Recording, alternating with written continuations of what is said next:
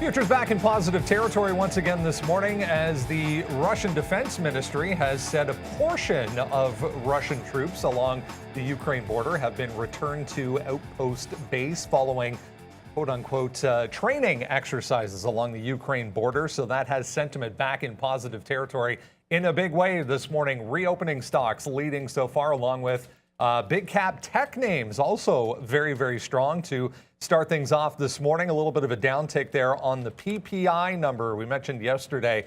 PPI for January, the year-over-year number, the one that everyone was focusing on, 9.7% versus 9.1 expected.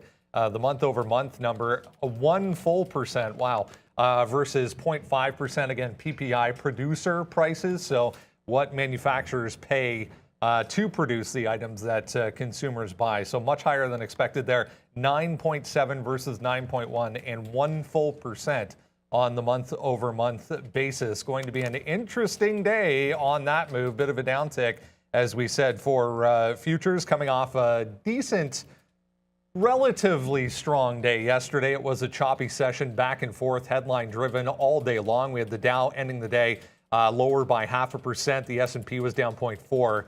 The NASDAQ did end the session back in positive territory ever so slightly. Individually this morning, Intel making moves, making deals, we should say, picking up Tower Semiconductor. We'll talk about that. And Tesla back in positive territory, leading the EV space. But lots of strength in EV names today. It's Tuesday, February 15th, 2022. TraderTV.live starts now.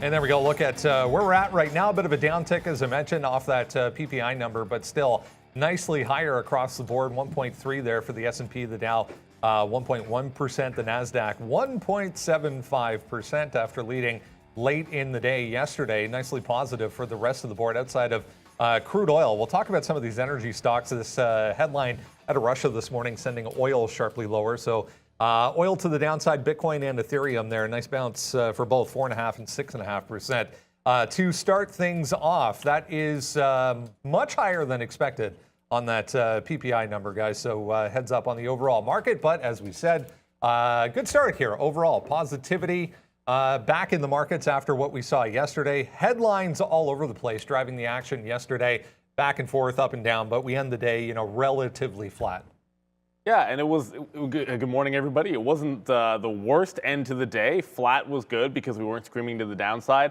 Things are de-escalating, they aren't, who knows. But the truth of the matter is that PPI number is going to put us right back to square one. So if we're not, well, and we're probably still concerned about what might actually happen with energy and what could still be going on in Ukraine. But overall, we still have Fed meeting minutes tomorrow. Obviously, inflation is going to be on everyone's mind as well. So growth we'll have to react to that, and we'll see. So far, it's just a slight move to the downside, but there's still some earnings to get to as well. So we got Roblox is going to be on tap first. Well, there were a couple last night, but Roblox is going to be on tap, and then we get NVIDIA as well. So a lot is going to be moving. There were a lot of 13K filings out there, so a lot of hedge funds or big investments, the big names, have disclosed positions. Some of them great.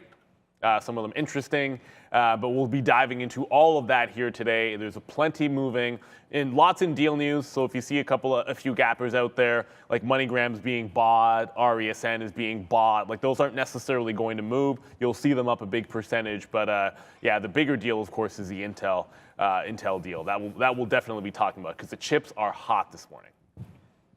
Yeah, is Intel moving? I mean, is Intel moving on that? It's a cash deal, right? So it's all cash, so they're a little bit less than a little bit here today. Well, relative to everybody else. 1%, yeah, 1% for Intel, AMD. Let's see what's happening. I mean, obviously PPI does change a little bit of that. What's up, guys? 3% now for AMD. Yeah, exactly. All right, we're gonna be looking at Rivian. Rivian yesterday was an absolute monster stock for me, and we'll do it again today here with Dan Loeb taking a stake in Rivian. and yesterday was George Soros, and we hit it. Unfortunately, my trades aren't here, but we hit it long all day in here yesterday, all the way to the upside. So we'll see if we can do that one more time. But welcome to the wild side here today. Ms. V is back in the building. I missed the intro, so I don't know if Brendan introed her or not. Neil's going to be $10 lighter, and you're going to find out soon why. It's not even close. Yeah, welcome back, Ms. V. We're really happy. The bet was Neil had green. And Prad had black, I guess. Yeah. And we're going to see Ms. V in a minute, and you may not see any green. So let's throw it back over to Brendan, and we'll get this party started. The best part is Prad is not here yet, so Prad still doesn't know, which could possibly change things going forward. But as mentioned, we're very happy to have Ms. V back from vacation, safe and sound here in Toronto. Good morning. Good morning, team. I'm so glad to be back and happy to wish you a wonderful trading day. Neil, by the way, sorry, maybe I can run and switch to the green, but guys, please make sure you like this video and let's get it started, Brandon. We need a green sweater or something to green screen. Add. Yeah, let's jump right into it, guys. If you're just joining us, PPI out there at 8:30. Wow, a lot higher than expected. 9.7% versus 9.1 expected. It is worth mentioning 9.7 is the same as it was last month. So month over month, the increase was identical, but they were expecting a bit of a downtick there. The month over month number up a full percent, if you can believe that. So yeah, inflation, still the hot topic going forward here. And look, you had Bullard talking a little bit more about how, hey, the Fed's behind the curve. They need to be a little bit more aggressive. They're reacting to that data. So, truth of the matter is we're still under that rug, and this is what happened to the Qs. About $1 and change move here, a little bit of a rebound on that number. So we were gapping upside and pretty much holding support. There were a lot of names I was looking at which were right at the top for potential breaks, and you're going to see them start to pull back in. And, like we've said sort of all along, we are in a new environment, and suddenly every single inflation or, I guess, jobs print as well, we're going to have to pay closer attention to, because the Fed has shown that they're going to be reactive. That means the odds can swing all over the place. You're going to be watching treasuries. Watch out for that VIX as well. It might have been that it was almost like too good to be true that we'd be up 2% and then try to rally from there. Truth of the matter, we're still in this bottom end of the range here, trying to get back to that 200. So as nice as 1.7% looks, like we've got a ways to go before I think you're saying, hey, we're out of the woods. You've put in some kind of bottom and we're retracing. I definitely think we have to wait for for the last of earnings to get through here today. I think the travel names, that should be at least a little bit different, because with the pullback in oil prices and of course with some of the easing of tensions, some of the travel names might be I would say a little bit less immune to some of what we might see if we get a pullback in the Qs from this number. So I will be watching AAL and CCL both in play today. All right, we're already in a position here. So yeah, we're already in Microsoft long. So we take a Microsoft long here at 300. So we'll see what happens now. Take the trade, and we're going to see where it goes. So Microsoft right now, we're long. It's on the sticky note. We hit this pretty good. Oh, my trades were there. Oh, now they're there. Oh, are they still there? Yeah. Oh, now they're gone. Okay, so I was going to show you my trades yesterday that sometimes they're there, sometimes appear and sometimes don't. But we were long yesterday off this 292, and wow, what a bump up today to 300. So we're not going to trust that this is going to hold too much. I wasn't expecting to get this, but obviously we're now in the money, 15 cents, but who cares? Let's see if Microsoft can hold. I think there's some key levels down here, 299, 298, something like that here for Softy. You have to look at a longer time period for that, and I don't know where my 20-minute is, but right now we're going to start with the long on Softy. I think big tech is pretty okay here. If you look at a daily chart, Microsoft is still just bouncing around. We have that bottom of 290. I'm not going to take this bottom seriously at 275. But hey, if we retrace back down there, what a buy for Microsoft. 290 is a great long as well. I'm going to load up my 20-period chart here and get this going. But right now, we are long Microsoft at 10s. So we'll see what happens here going long side. Microsoft definitely the most active as far as big tech is concerned here in the pre-market, doing decent volume already. So good to see. For that, let's talk Tesla here quickly, guys. As we mentioned, lots of filings this morning, including this one. Elon Musk down to just a measly 21.2% passive stake in Tesla. If you remember, that was after, what was it? 600 or so billion, I want to say, was sold at the end of the year in the last quarter of last year going into January. So Elon down to 21.2%, but Tesla really strong here as well. It's holding up 2.5%, and yeah, is that all he's got? Yeah, he's doing just fine. Tesla's bounced off its 200 a few times here. The more important numbers, we've said it over and over again. It's just, 850 held up really, really nicely the last couple of days, and there was some pre-market action below that price. But sometimes when you break out and then show this, it's like a reverse head and shoulders, and that's pre-market action down here. You definitely support down at 850. 950 is your clear price. And it's at the point now where it's easier to even just show you this 950 level on the daily chart. It is, for 2 weeks, it has been an absolute rockable level. Each time it tries to get to that price, you're getting to like 46, 47, 48, and then pulling back. So there's a stabilization happening here in Tesla. And we've seen this when it does a consolidation.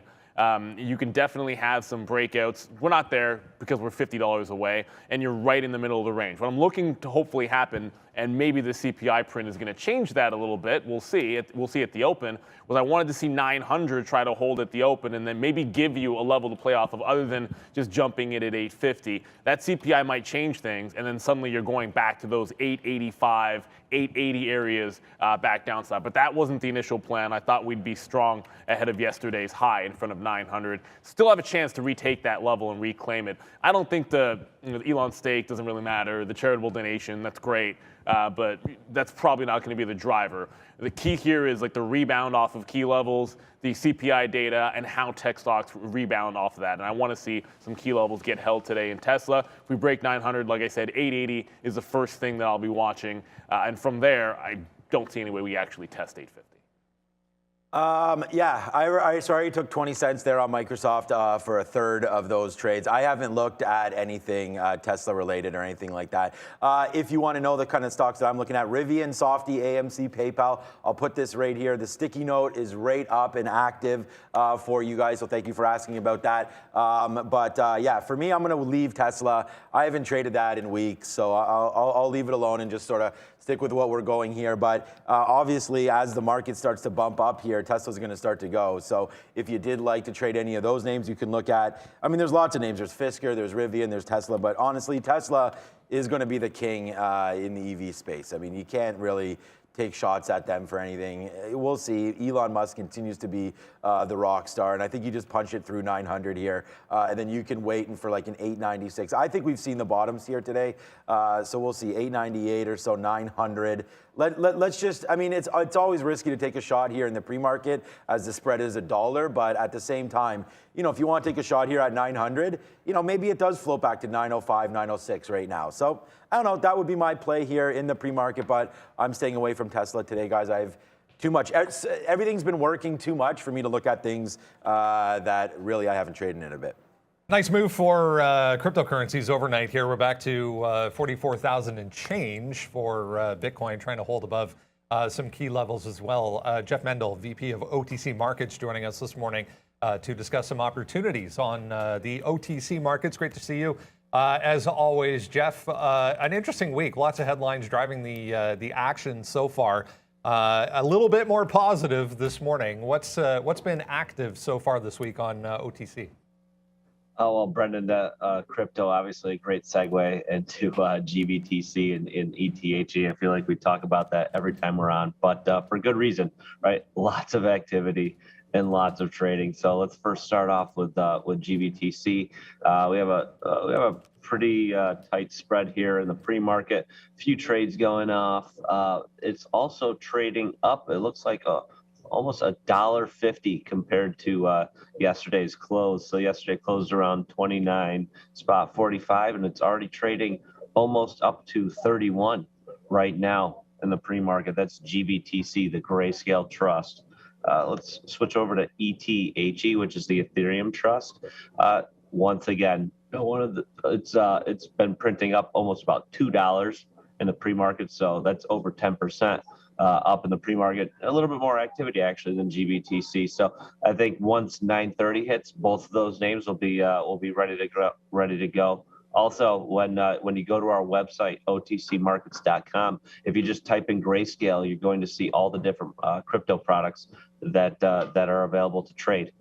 Anyone looking for access, obviously, to these moves without going into the coins themselves, a great opportunity over at OTC Markets. I wanted to mention, we mentioned on the show late yesterday, Jeff, Biofrontera, which is BFRA on the NASDAQ. They came out midday yesterday and announced that they were going to delist their ADR shares from the NASDAQ in an effort to, as they said, cut costs. Again, the primary listing here over in Germany. Just as a refresher, anyone who's maybe joining us, over the past couple of months here, walk us through the process if a company wants to delist from one of the major exchanges, NYSE, NASDAQ, and moves down to the OTC market. How does that take place? And anyone holding those shares, where do they end up? Well, okay, so great question. Actually, so let's start off with what we know so far. So yesterday, the company made the announcement, right? I think it was preceded or followed by a brief pause in trading on NASDAQ. It is now trading again this morning, and so from what I'm seeing, it looks like they, what they intend to do is continue that program, right, of trading an ADR over here in the U.S. They're going to move down to the over-the-counter market, and from what I'm seeing, it looks like maybe towards the end of February, they're going to actually make that move. And so how that process kind of takes place is, right, obviously NASDAQ's notified, right? And then what happens is the regulator in our marketplace, FINRA, the night before the actual swap is going to be made, where it goes from trading on NASDAQ into the over-the-counter space, FINRA will put out a press release, or make an announcement, and they will also assign it a new ticker. And so anyone holding those shares of Biofrontera, the NASDAQ shares, will then be assigned a new ticker. You'll still have the same amount of shares. Nothing will change there. And you should be able to start trading it the next day over the counter, with most likely a lot of the same guys providing liquidity in there and trading. So not too much to worry about there, except maybe, obviously, if you look at headlines, maybe a little price movement. But as far as trading goes, you'll be all set, and you'll be able to trade it here on OTC Markets. Great insight. We appreciate the information as always, Jeff. A lot of people, kind of caught off guard a little bit, I think, by that, because it was a very popular symbol going back into the fall and the summer, or late summer last year, over on the NASDAQ. Good opportunity maybe to touch on quickly here. This is not obviously a new process, and there are many other ADRs that have primary listings both in Europe and over in the APAC region that are also listed on OTC. Yeah, and there's some that have been there. There's some that have been here for years, and I think it was over a decade ago. There was Sarbanes-Oxley, which basically the high level of it was it made it very difficult for firms to be listed, but they still wanted access to U.S. investors. And I'm talking huge companies like Roche. One that is coming up lately is Louis Vuitton. Right, these are major brands. These are major companies with great balance sheets. They just don't see a need to adhere not only to their local standards, but also the stricter standards that are on NASDAQ and NYSE. Not to say that there's anything wrong with doing that, right? We provide a great place for them to come and trade and continue that ADR program. Jeff Mendel, VP, OTC Markets. We appreciate the time and information as always. Thanks, Brendan. Hey guys, also lots of trading commercials on the Super Bowl this year, so I'm looking for Trader TV to have a Super Bowl spot next year. Great look. We'll get right on that, Jeff. Thanks.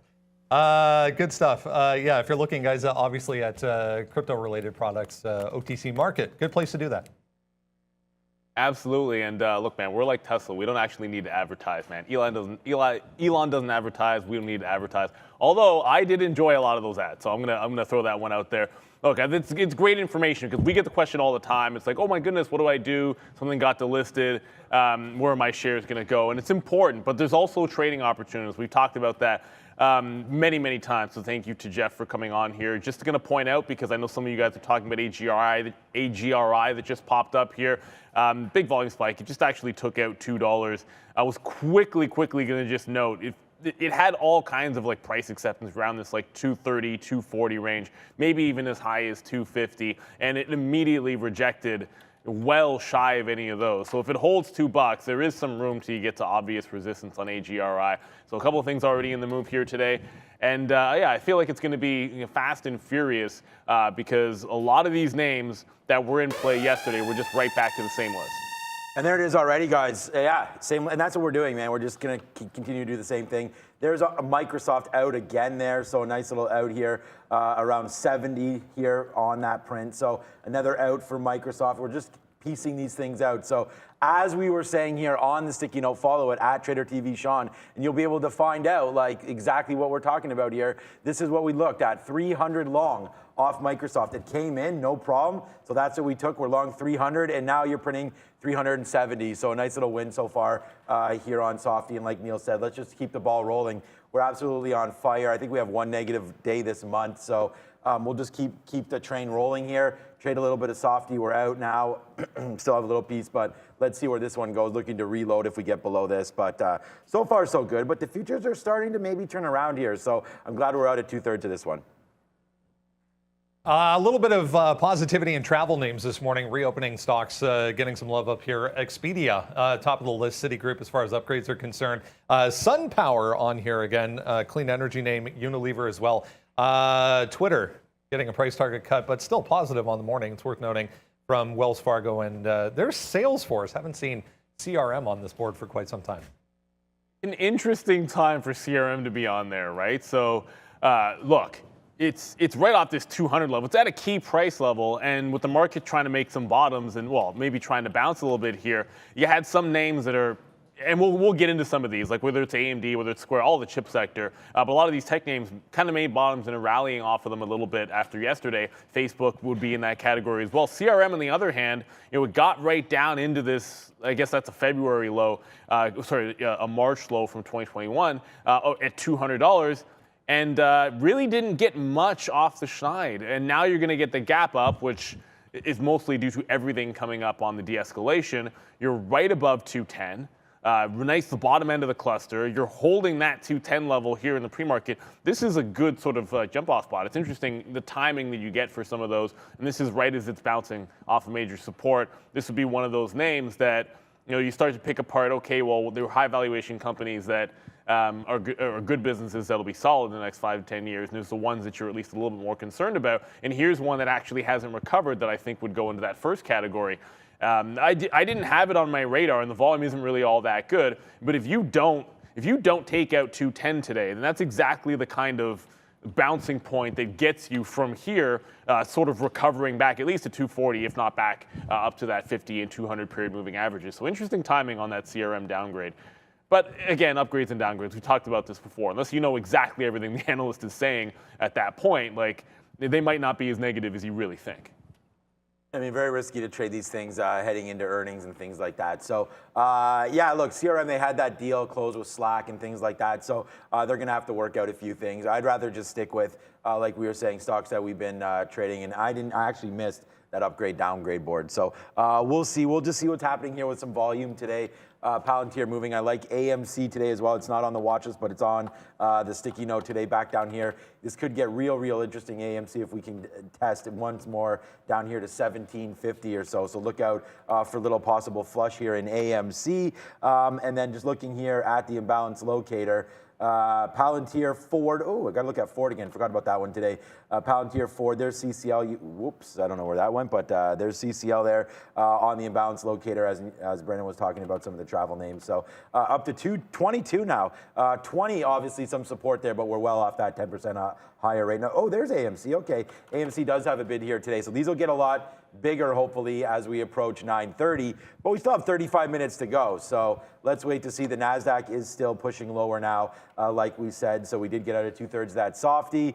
And now we'll let this thing float down to like 299 on Microsoft, and watch out for these futures. Rug pull a little bit today, was up here. PPI comes, it's down. Let's just see where we go. But we're at kind of a key level here of 14,400, which we're approaching, which is down here. So watch out for the NASDAQ pulling back a bit here.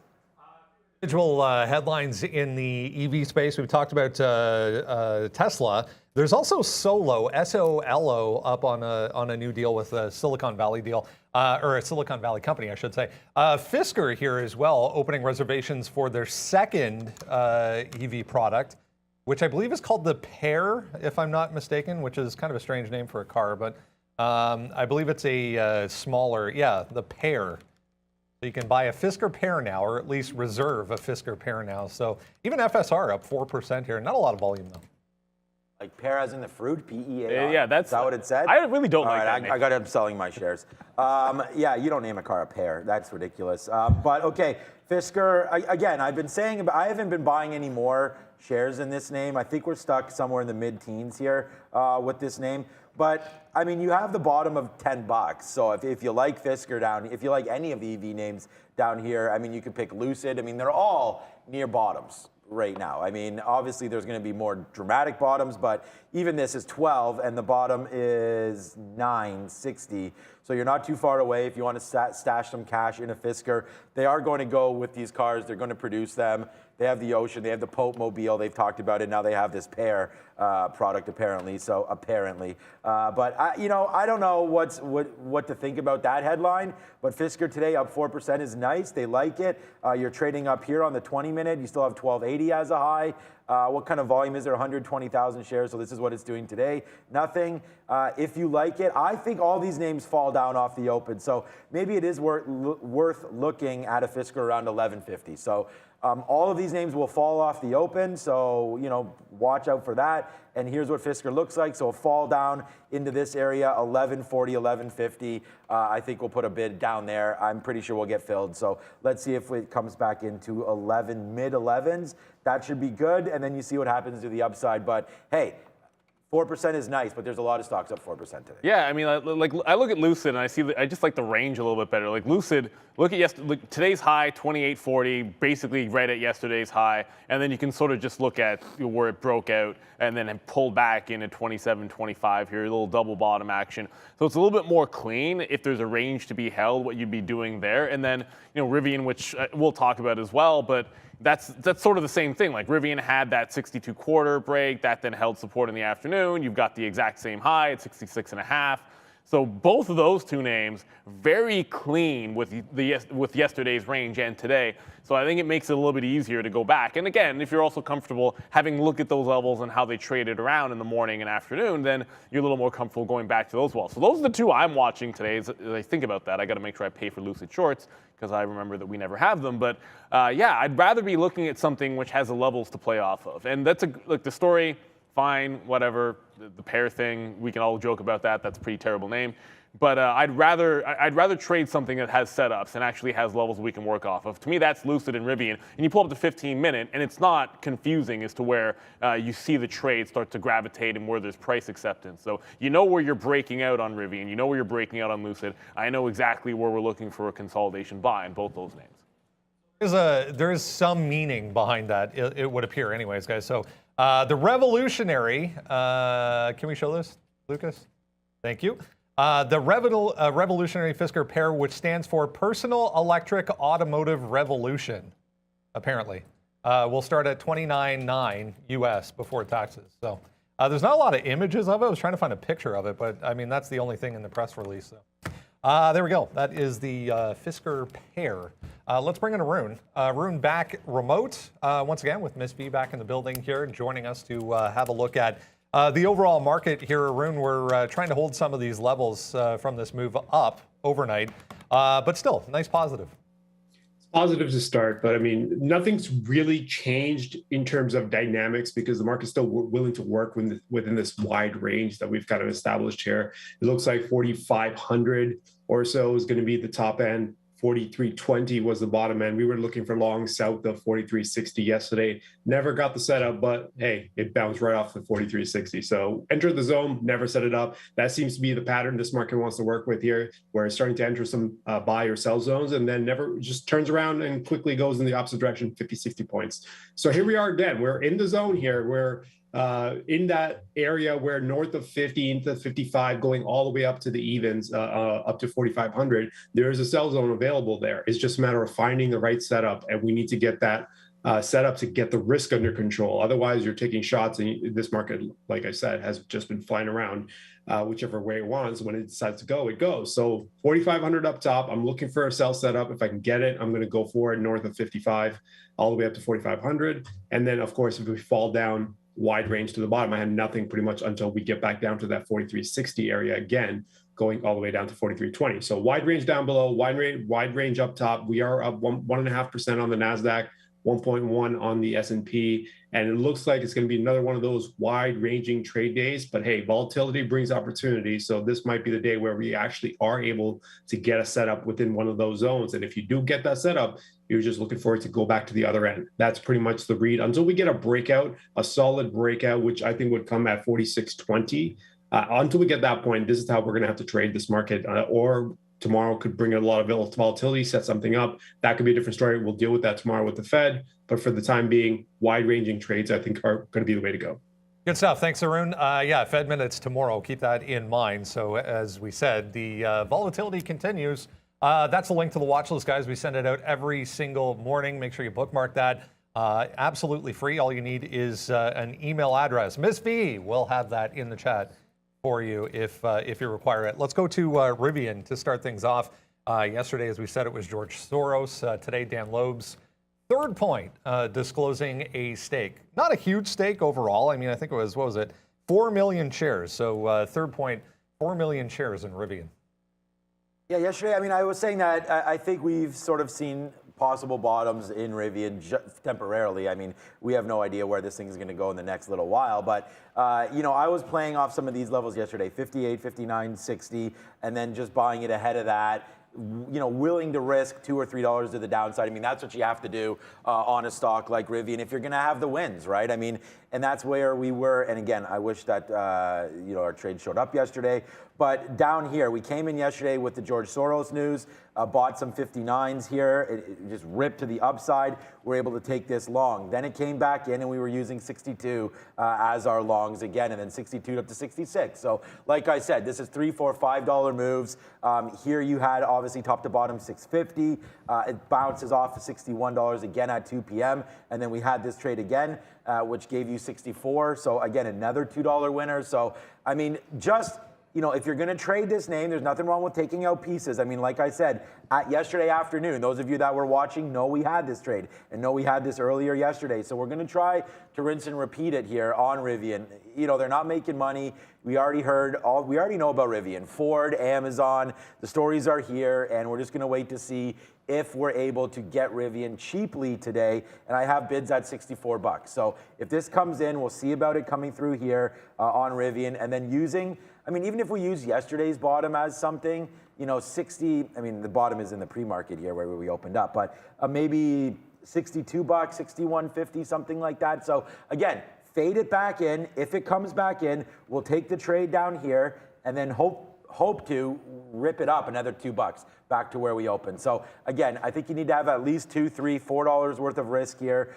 Not $4. I mean, I don't think you need to go long 65, but if you're long in here, 63, 64, I think you got to give it back to 61 or so in order to try to let it breathe back up to the upside. So that's what I'm going to be doing with Rivian. It was my #1 stock yesterday. I think maybe the #1 stock for the show for that. So I don't know. I like Rivian, and yesterday we had the same mistake on Microsoft, man. Like, if you look at yesterday, we took Microsoft, if you remember, the one trade that put us behind the board here on Softy. Dart, I was hoping it would show up again, but we had this 295. We love 295 on a daily. It ripped up and punched us long right here before falling all the way back down another 250, where we loaded up down here before hitting it back to the upside. So were we right on the 295 long? Yes, eventually it went $2, but you had to withstand some pain. So I almost feel like Rivian could be the exact same type of thing here, where you get really excited this morning. People start to take out, like I would say go long here because it's yesterday's high, 66, 66.50. But the problem is yesterday we already made that move on Softy and it came right back in. So I'm going to try to play any sort of a move to the downside. I think Rivian definitely has to be on everyone's board. I don't know if we have to pay for shorts, but I did. So I'm ready to rock and roll here with Rivian. Yeah, I mean, I'll take a 66.50 break. There's a certain number of times that you test a level like that when eventually I'm willing to take the breakout. And you definitely have a rejection. You basically make the same, you get a double bottom off of that level. So when we fail at 66.50, you get a double bottom established down around 57. You then have what I think is a pretty solid consolidation. You get a breakout at 62.25, and then that ends up being support, and then we're right back gapping into it. Does it feel like we're going to get filled on that first? Not with the way the market's falling off. I have a bit of a different. The only difference I have in approach is like I'm sitting in front of 62.25, that same level that we had for the breakout, and basically right around where it closed, and I'll use that as an out. And then if I like to trade again, I'll reestablish it somewhere else. Like that's about the only difference, right? So I still like that break. I think it's pretty clean. Lucid as well does have a very similar setup. We went over that when we were talking about Fisker. I just feel like Rivian has the better catalyst for the breakout style trade, but Lucid, same parameters. Like it's giving you that same top to bottom look off of the afternoon and also some morning trade. So we'll go back to the well on that. If you miss out on one, usually you can try to jump over to the other, see if the levels are still valid. If I'm getting long here, which I'm sitting on the bid in front of 63, like I'm not giving that $3. Because I think that's 1-to-1 with 66.5, which basically means I'm not taking anything out until it gets to here, and then that's right at the breakout point where I think I'm taking more long. So I want a long where I feel comfortable getting some 64, 64.5 out, and then as it gets closer to this price, being close to flat, and then looking for the breakout at 66.5. So the levels are basically the same thing, just a different approach. I just think Bitcoin moving back towards pre-market or early highs anyways from today as well. So some of the crypto-related stocks just coming up on a volume scanner as well. Tesla, 2.7 right now. I mean, we're kind of stuck below 900, which was in that area from yesterday. But nice positive move here for Tesla in the pre-market. Elon down to 21.2% ownership. Yeah, I just don't think there's a ton to do with Tesla. I know, Sean, you said you're not going to look at it. I try not to ever trade it every single day. When it gets to 950, there's a trade. And every time it's gotten up there, I've at least attempted to try to grab that short. When it gets down to 850, that's been good support. I'm showing you the daily so you can see the 200 period also looming.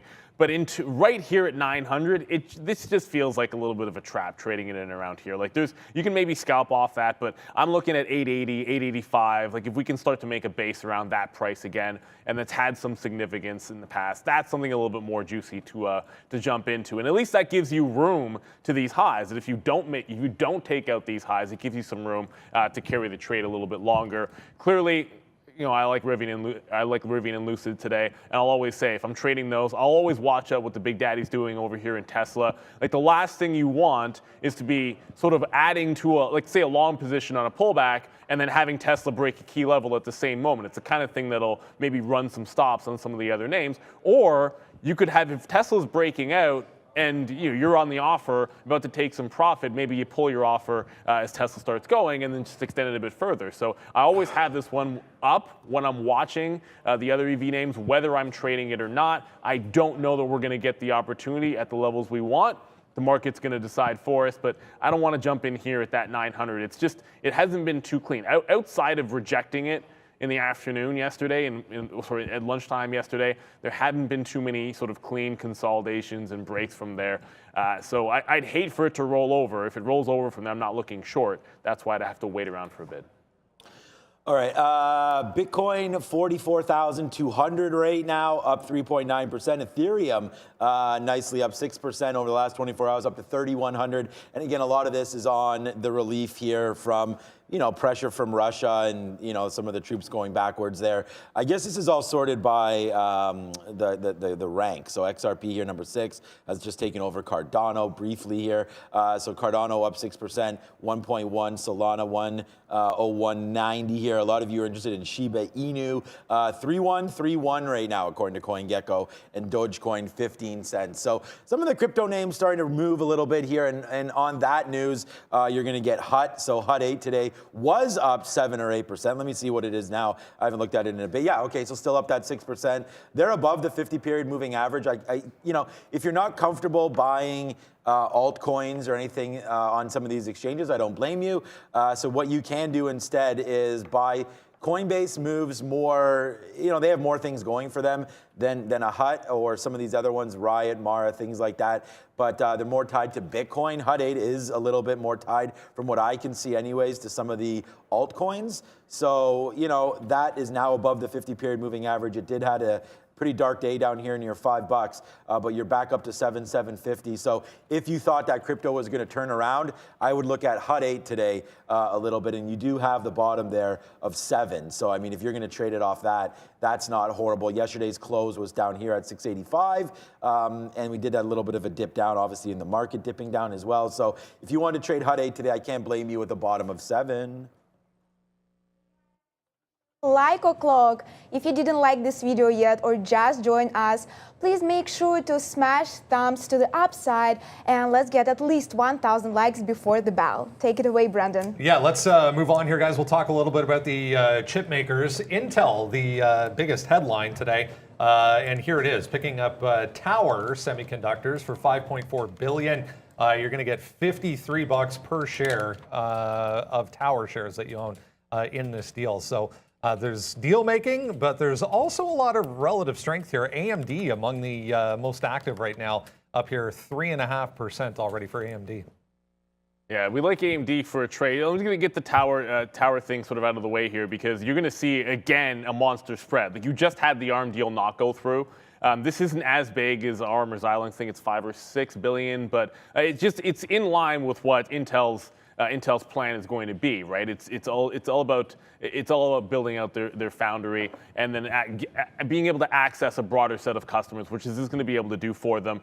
One of the reasons why, and I know it's a big spread, one of the reasons why I actually think this has a decent chance of closing, I know there's been some issues with deals in the past, is there's a strong push for there to be more U.S.-made chips, more U.S. production.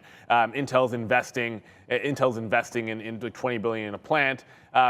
This isn't the kind of thing that should necessarily favor them with the regulators, but let's be cynical for a little bit here and say that it probably will. So my guess is that this might have a better chance of closing than the market is pricing at this point. $53 cash, and you're essentially seeing it trade at $47 right now. So that's over 10%.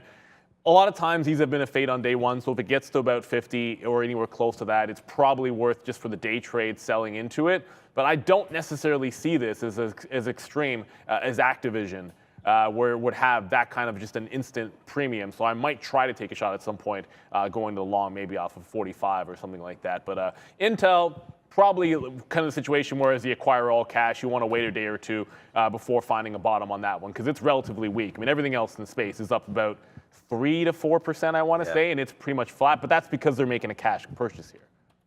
Yeah, it's also, I was going to say too, someone messaged me and said, what do I think about Intel here?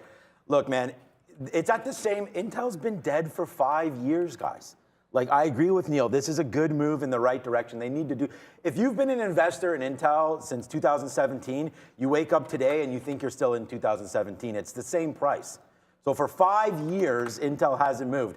I think now this might hopefully start to get the wheels going. I mean, obviously you've been pretty disappointed in this name, like I said, at any point. So let's see, maybe now it gets going off this. It has some nice levels down here, 46, I'm still not gonna, I mean, I'd still pick the other ones over it, but you know, Intel right now has been, like I said, it's the same price as it's been in 2017. So right now they need to do something different. I think this is a good move. They've had some bump ups when activists has gotten involved, but I mean, honestly, Intel is not really an investable name for me, but with this move, maybe now, guys, because you're at this bottom. Could we get back, like all you have to do is get back to the 50 period and you get your 10%, you know, so that, I think it could start to bump if it starts to go. So Intel, again, not investable, but could be a good trading name. And then investable at these levels, I think, for sure. So look at AMD, though. And as you get to the, darn it, we still have that one chart.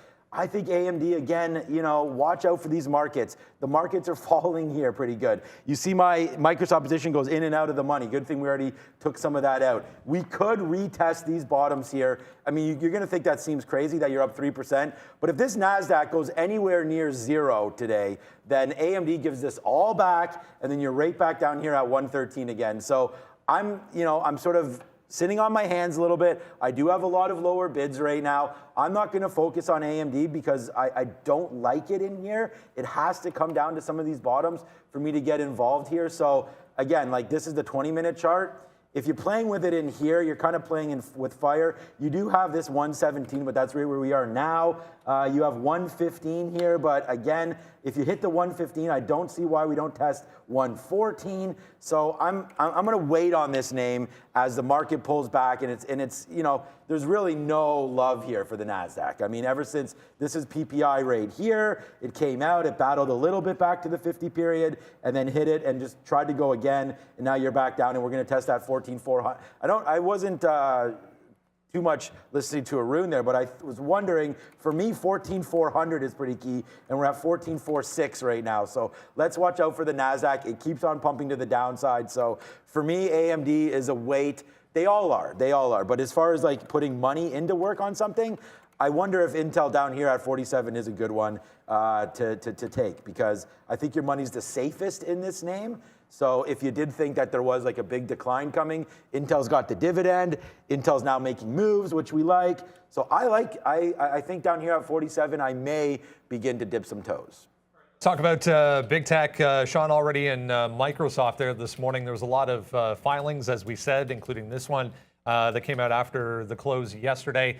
Berkshire disclosing a rather large stake in Activision Blizzard that dates back to pre-Microsoft buying them, 14.7 million shares, which is a bit of an interesting move. Typically doesn't, Warren Buffett, that is, typically doesn't dip into those types of investments, but so be it. Microsoft, guys, leading as far as, relative strength at this point. I actually wanted to say, so he bought it when the Activision got crushed in that whole scandal. And so essentially it was just like value, like he's a value buyer and he saw the value in it getting, I guess, getting bottomed out over something that might not be too pertinent to the long-term growth of the company in his estimation. Whether or not he thought they were going to get bought out, who knows? But that's essentially what you do. You try to find things that are worth more than where they're trading at, and that's what he's all about. I know you're in Microsoft, so we'll talk about that for sure. Facebook, we've been saying for a few days now, allow this thing to establish a bottom. So 216 got made last week, 216 got broken and then immediately reheld. We closed above it. Now we're gapping back above that 220 level. So two things have happened. You made a bit of a double bottom around that 216 area. You're now trying to reclaim 220, which was pretty good support, at least initially, on Facebook. So now we're in an area. If we can start to rally from here, it both becomes like a swing and just like a good endpoint. And the thing I love about it is the first day after earnings, like 275. It's hard to see here. If I can, does this work? Yeah, I mean, it's hard to see here, but 275, when it absolutely flushed, it tried to rebound on earnings to that 75 area. It then managed to hold below 255 the entire time. And from here, like those two targets give you a great possible return off of 220. So I like two levels here today. Obviously, 220 has been one. The PPI number kind of changes what that level looks like because we're holding strongly above it, and then PPI came out and now we're directly above it, and then 216 to see if you can make a double bottom. It is set up for a 220, 223.5, 224 area break. That's this consolidation here, but I don't love the breakout as much. I think if there's breakouts to be had, I do like the shot at Rivian a little bit better, maybe an Uber off of 36 as well. But I want to be buying Facebook on the dip. I might not be jumping into that 220 right off the open because of PPI. I might have to look back to 216. Yeah, yesterday right here, we have 216 long yesterday, right here, right at the close, 230. We got it out at some out at 216.50 and then some out at 217 right there. So we only took it for $1. It does go up to 218 at the close, but there's that bid right there that Neil's talking about, 216. So we had that. I wish I could swing stock here, but unfortunately we can't because this would be an easy one there off those bottoms. So I think if you're lucky enough to get anything down here near 216, 215, you do that one more time. I don't have any bids down here. I mean, I have bids on pretty much everything else I've been talking about, but Facebook is right there. This is a big cap tech section, so let's go. We talked about Microsoft. I like Microsoft in today. We'll just see. I think it's a big stock. Obviously, that Warren Buffett news there about insider trading, and you know, he bought ATVI, good for him. The rich get richer. That's the stock market, so welcome to it. But you could see here, 296.50 maybe as that bottom from yesterday, or the top from yesterday, possible bottom here today. And then I wrote down 299, thinking that would be a level. Whoopsies, that might be a level that we could hold here. So this is 299 right in here. The reason why I like this is that it held. So like we are coming down from 312.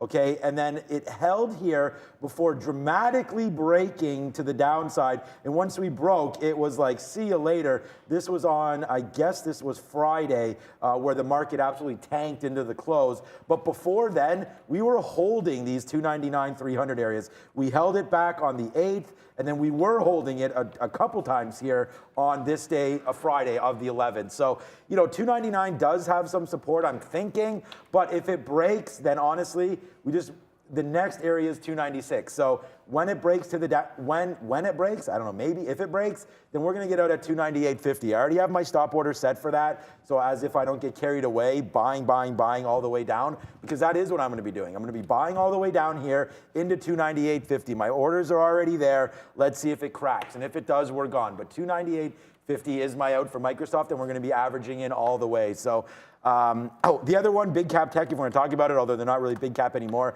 PayPal, we did have that trade yesterday again off these bottoms, 113.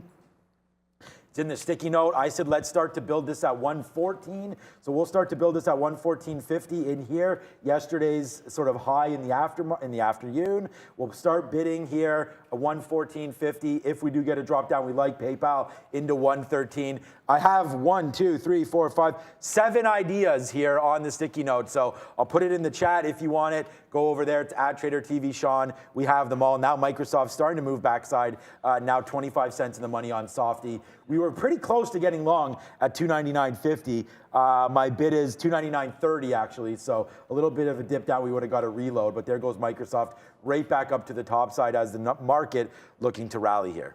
A couple other things of note before we get to the open here. Under 10 minutes to go, guys. Roblox, very active. It's worth noting in the pre-market here. They're set to report aftermarket tonight.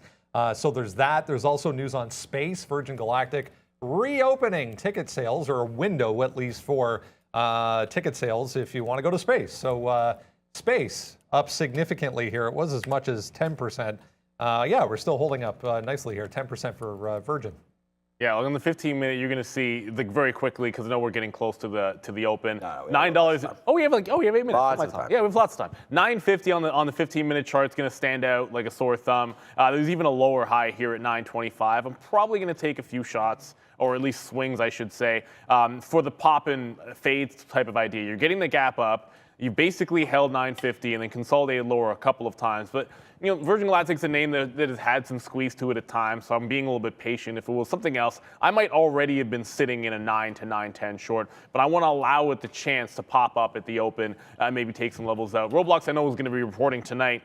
I just need that at the periphery. Like if it's up around that 73, 74 to the upside, or maybe down closer to support 66, 67, I think it's sitting basically right in the middle. I did want to jump to one name which did not make our list, which yesterday was obviously a missed opportunity. Moderna is currently flat, but was trading up $3. Again, showing incredible weakness. There wasn't any, well, I'm sure there was something out there that was weaker than Moderna yesterday, but you'd be hard pressed to find it. And don't want to miss out on an opportunity. It's right back to the bottom of the range here. 144 was the top, and then 138, and it held that cluster before the gap up. So I think an entry point, trying to catch it off of the highs, maybe looking at that 44 area. And if it breaks out at 145, maybe seeing what happens at a 150. But Moderna, it doesn't look good on the daily chart, right? You take out this, and I almost want to be in a short if it takes out this level. Like you look at that 138, 139 on the daily chart, and it's like, if this gets broken, there's so much room down to like 118, 120. So Moderna's on the list. I'll probably take a shot close to that pre-market high off of the open. And if it breaks the highs, look back to 150. Yeah, Roblox is on the sticky note again today, and yeah, earnings is going to be nice. Well, I don't know if they're going to be nice or not, but it'll give us some action. I'm going to go long if it gets back into 68. We were dip buying Roblox a lot recently, and we absolutely loved it a couple days ago when we crushed it long. We actually kept falling. We just kept buying it, and then it ripped back up. So when I'm thinking the same thing could happen today, I believe it was in this area here, 66, 67, where we started to get some bump ups. Then we went crazy to the upside here. So this was a real fun day. I think it must have been in here. It must have been was it on Friday? Yeah, it could have been on Friday. Dipped down in. No, it doesn't seem like it. Anyways, it could have been in one of those other days. Oh, it might have been this day, actually. Who cares? But anyways, down to the downside here, 67. 68 for Roblox. Let's see if it holds. I mean, to play this very bottom of 65.50 seems a little bit risky. So if we don't hold 67, then we know we're wrong. I would think, anyways. So we're starting along at 68.60 here. So in the middle, somewhere around here, obviously between 68 and 69. We'll see if this comes back in. It's only $1 away, like $1.50 away from us possibly getting filled there. So let's see if that comes in. I'm very weary. Like I would like to be longer on a lot of these names, right? But the problem really is the fact that for right now, I just don't see like the NASDAQ. I'm not clear on the direction the NASDAQ wants to go here. So I'll just be as honest as I can be.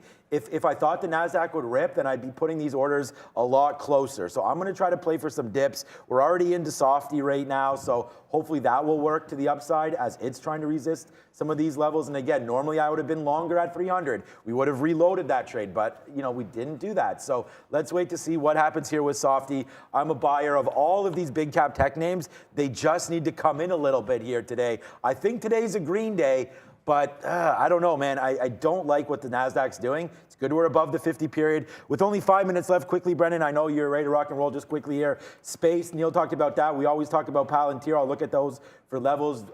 I'm sorry, I didn't look at Ford, but I do like Ford. We already know a plan on AMC today. And then Ford, is Ford near 18 again? Yeah, okay, so Ford's near 18. So we still have 17 lows on Ford that we like. For some reason, man, the imbalance locator disappears all the time. Okay, so we'll see there. NEO maybe again, but that's the imbalance locator for us today on Tuesday. Getting thick a little bit here, Brendan. Yeah, definitely. A couple of things to note in small cap world, guys. IPW, little tiny micro cap software services company, up on earnings. So surprise earnings beat. There's this one as well. This is the daily chart for KVL. Super strong, going back to 60 cents. We're all the way up to $3 again. It topped out at $3 twice last week. This is $3. Almost got there late in the day yesterday. Let's see what happens at $3 for KVL, guys. Yeah, like I think we were talking about that one in the afternoon. It's like that gets to 3. It sets up for basically whatever you want. We didn't talk, or maybe we did talk about the travel names. I just want to jump quickly over to AEL, CCL, AAL, very similar charts. Both up 4% and both looking almost exactly the same. You have double bottoms from yesterday and the last couple of days. And then you have a top on AEL here, like a wick top at 18.30 that's setting up for break. Now, I was on the bid trying to catch the dip in front of 18. Thinking the travel names, forget about PPI, but just the relief intentions might be good for some of the travel names there, and then they might hold up a little bit better. Now it looks like we might be breaking out on AAL, and CCL is, like I said, it's about the same type of pattern. It was a little bit, for whatever reason, I just liked it a little bit better on AAL though, but really it's the same thing. You look at 22.50 up here, you're not really charging into that. CCL didn't have as clean a support. That was the difference. Where AAL, clearly I like that 18 level. CCL didn't have the support that was quite as clean. So that's why I'm on AAL, not CCL. But neither one of them dropping off kind of the same way the NASDAQ did there after PPI. The People's Trader will put in a People's request right now for Miss V to ring the bell at the open. So I've got you guys. I've got you. We'll get Miss V on the bell. You cool with that, Miss V? There we go. We got the thumbs up over there, so there you go. Always thinking about you guys, you know. I saw my brethren, The Rock, do a good job there off the open for the Super Bowl. So the People's Champ and the People's Trader are all about the people. So there you go. All right, AMD just dropped. Yeah, I mean, look at the NASDAQ. I mean, this is what we're talking about. I was telling you guys to not, you know, we didn't want to put bids too early on some of these stocks. So let's just wait to see if we get flushed out off the open. Yeah, I don't want to be stuck holding the bag on a lot of these trades. So a lot of my bids are lower than where we are right now, significantly lower. Rivian, well, the Rivian's not too low, 64 and change on Rivian, 64 mid here. If we can get a bid on Rivian, we'll like that one. So that's the plan of action here as it's starting to come back down. See, like this is what I mean. There's that top break almost broke 66.50. So like it takes that out off the open and then falls like this. Hopefully this is a good sign that we're falling now, and then maybe we can just continue it a little bit, and then we could take our long here on Rivian and see what happens there. So that's that play, and then someone said, what's the play on AMC? If you're just joining us a little bit late, thank you for coming by, but we're gonna look to see if it can get back into this area, and then we do have these golden bottoms, I think anyways, of 1750 that's held the last 4 days. So we'll see if 1750 holds on AMC, but again, needs to do some work to get there. But with only 30 seconds now, Ms. V already at the new bell spot. Yes, This is her sir. first time at the new spot, so that's pretty exciting for us. Absolutely, and one last one, I'll be watching Uber at the open as well. That's at a pretty key level, that 34 that we talked about, but also 36 key resistance on Uber. Look at that top there. Ms. V is back. She is in all black. Hopefully, I guess we're all wearing black today. That's weird. Hopefully that's Navy a good blue, sign. navy blue, navy blue. Navy blue, black. Close. 3, 2, and 1. Ring it. It looks black on the program, however. I didn't even notice. Yeah, you can't really tell can't off tell, that.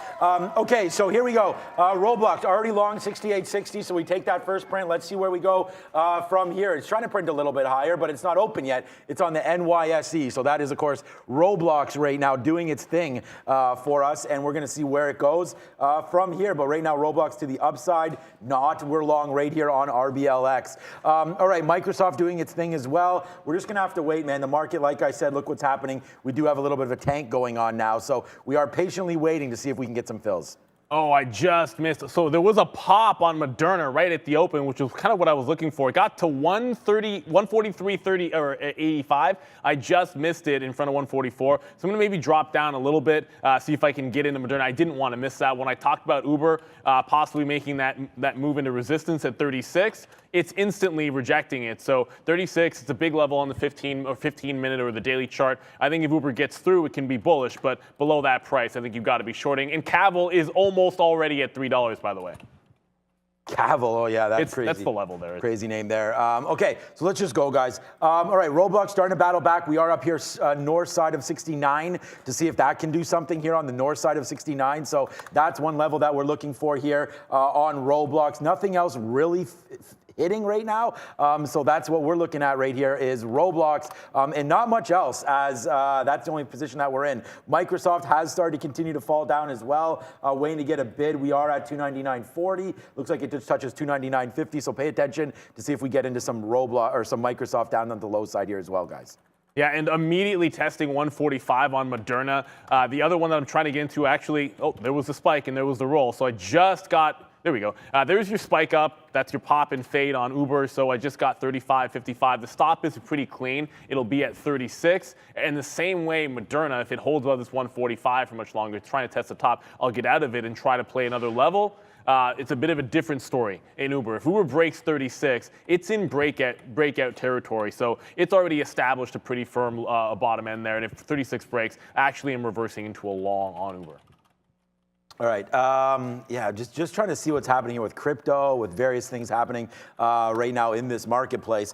There goes Roblox, by the way, guys, $1 now in the money. Well, we just were $1 in the money on that. We long at 68.60. We got it out at 69.30. So here we go to the upside now for Roblox. Look at Softy. Go, Softy. Let's go. You are the man. This is why you wait. Bang! Right there. Destroyed again, guys. Yes, sir. Yes. Ooh, thank you, Ms. V. We forgot about that. Thank you for the heads up. Nice wearing black today. We'll have to address that when Prad gets in there. Free super chicken for Prad today, as we said. But look at Softy, guys. That's why you be patient. We talked about waiting for that. Look at this. 299.28 we just got, guys. Out in 1 minute. That's $1 $1.15 there in 1 minute on that trade. So yeah, we're pretty happy with the way the market's moving here today. Everything working according to plan. So let's just keep this fun stuff going to the upside here as the NASDAQ trying to go. We'll see if it wants to. I think there's a good chance here that happens. What's going on? Well, Cavill, like no chance. It just blew right through $3. Pretty clean. Like I didn't even get a chance to get the punch. I actually should have just had a stop order. That would have been a lot easier. I talked two names. One was Rivian, one was Lucid. Lucid just drops like an absolute rock. Gets to 27.30 off of the open. So it looks like that actually gave you that bottom. So bottom to top goes all the way down into 27.30. I'm meanwhile looking at Rivian, which did not make that same move. So I said I'd pick Rivian instead of Lucid, but there was basically the same thing. But you do get that bottom holding on Lucid. 28.40 is your top. Yeah, we're gonna give this Uber trade not too much longer because it's getting really close to that 36. And I might consider a reload, like adding into that position. But because I like the breakout here on the 15-minute on Uber, I'm taking the one shot, risking 50 cents, and then reversing to a long. Moderna is a different story. It's still a trending stock in my estimation, so we want to try to hold on to that one. And there was a small cap. We'll get to that IPW, but I'm not seeing too much action in it. Facebook, which is the long that I still favor at 216, has broken 220 just now and heading lower. So I still like that 216 level. Market's trying to bounce. Facebook's not really going with it. Swing one Moderna could be wrong. It looks like it's about to take out 146, level right above pre-market highs. All right, so we just did it again there. Thanks, Ms. V. Wow, that coffee's pretty good. I'll put away the one from home for now.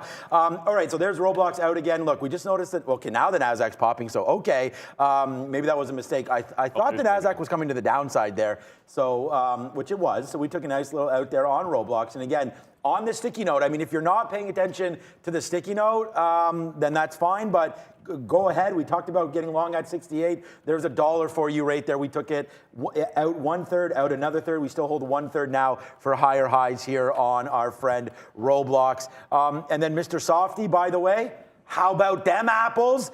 We talked about this one in the pre-market. People were like, no, stay away from Softy. We said, no, thank you. Now we are in the money, $1.20 on Microsoft. So right now we're going to go 2 for 2. And I said, man, you don't need to trade a million different symbols. You just need to hopefully be on the right ones. And I think we got a good one here with Mr. Softy today and Roblox. But Roblox is tippy as that now it comes right back down to the downside. So watch out. This might have a top sort of in the 70, 71 area. Microsoft, I have different plans for you. What's up, Brendan?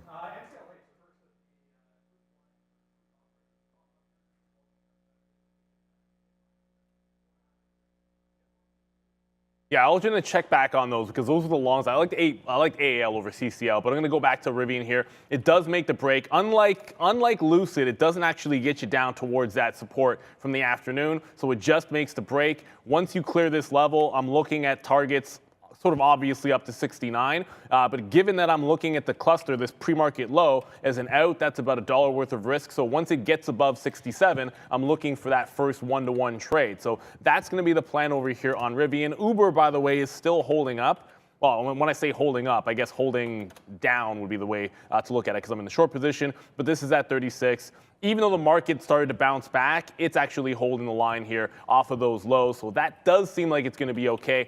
Lucid, as Rivian just went, Lucid still showing some relative weakness. So Lucid A dropped further, B still holding lower when Rivian's making the breakout right now. So I think we can pick the right one for the long trade. And if there's a reversal, much like yesterday, I might start looking for short opportunities in Lucid. That was the plan of action. When Rivian got to a top, I wanted to short Lucid and make that play. It's looking like exactly the same playbook.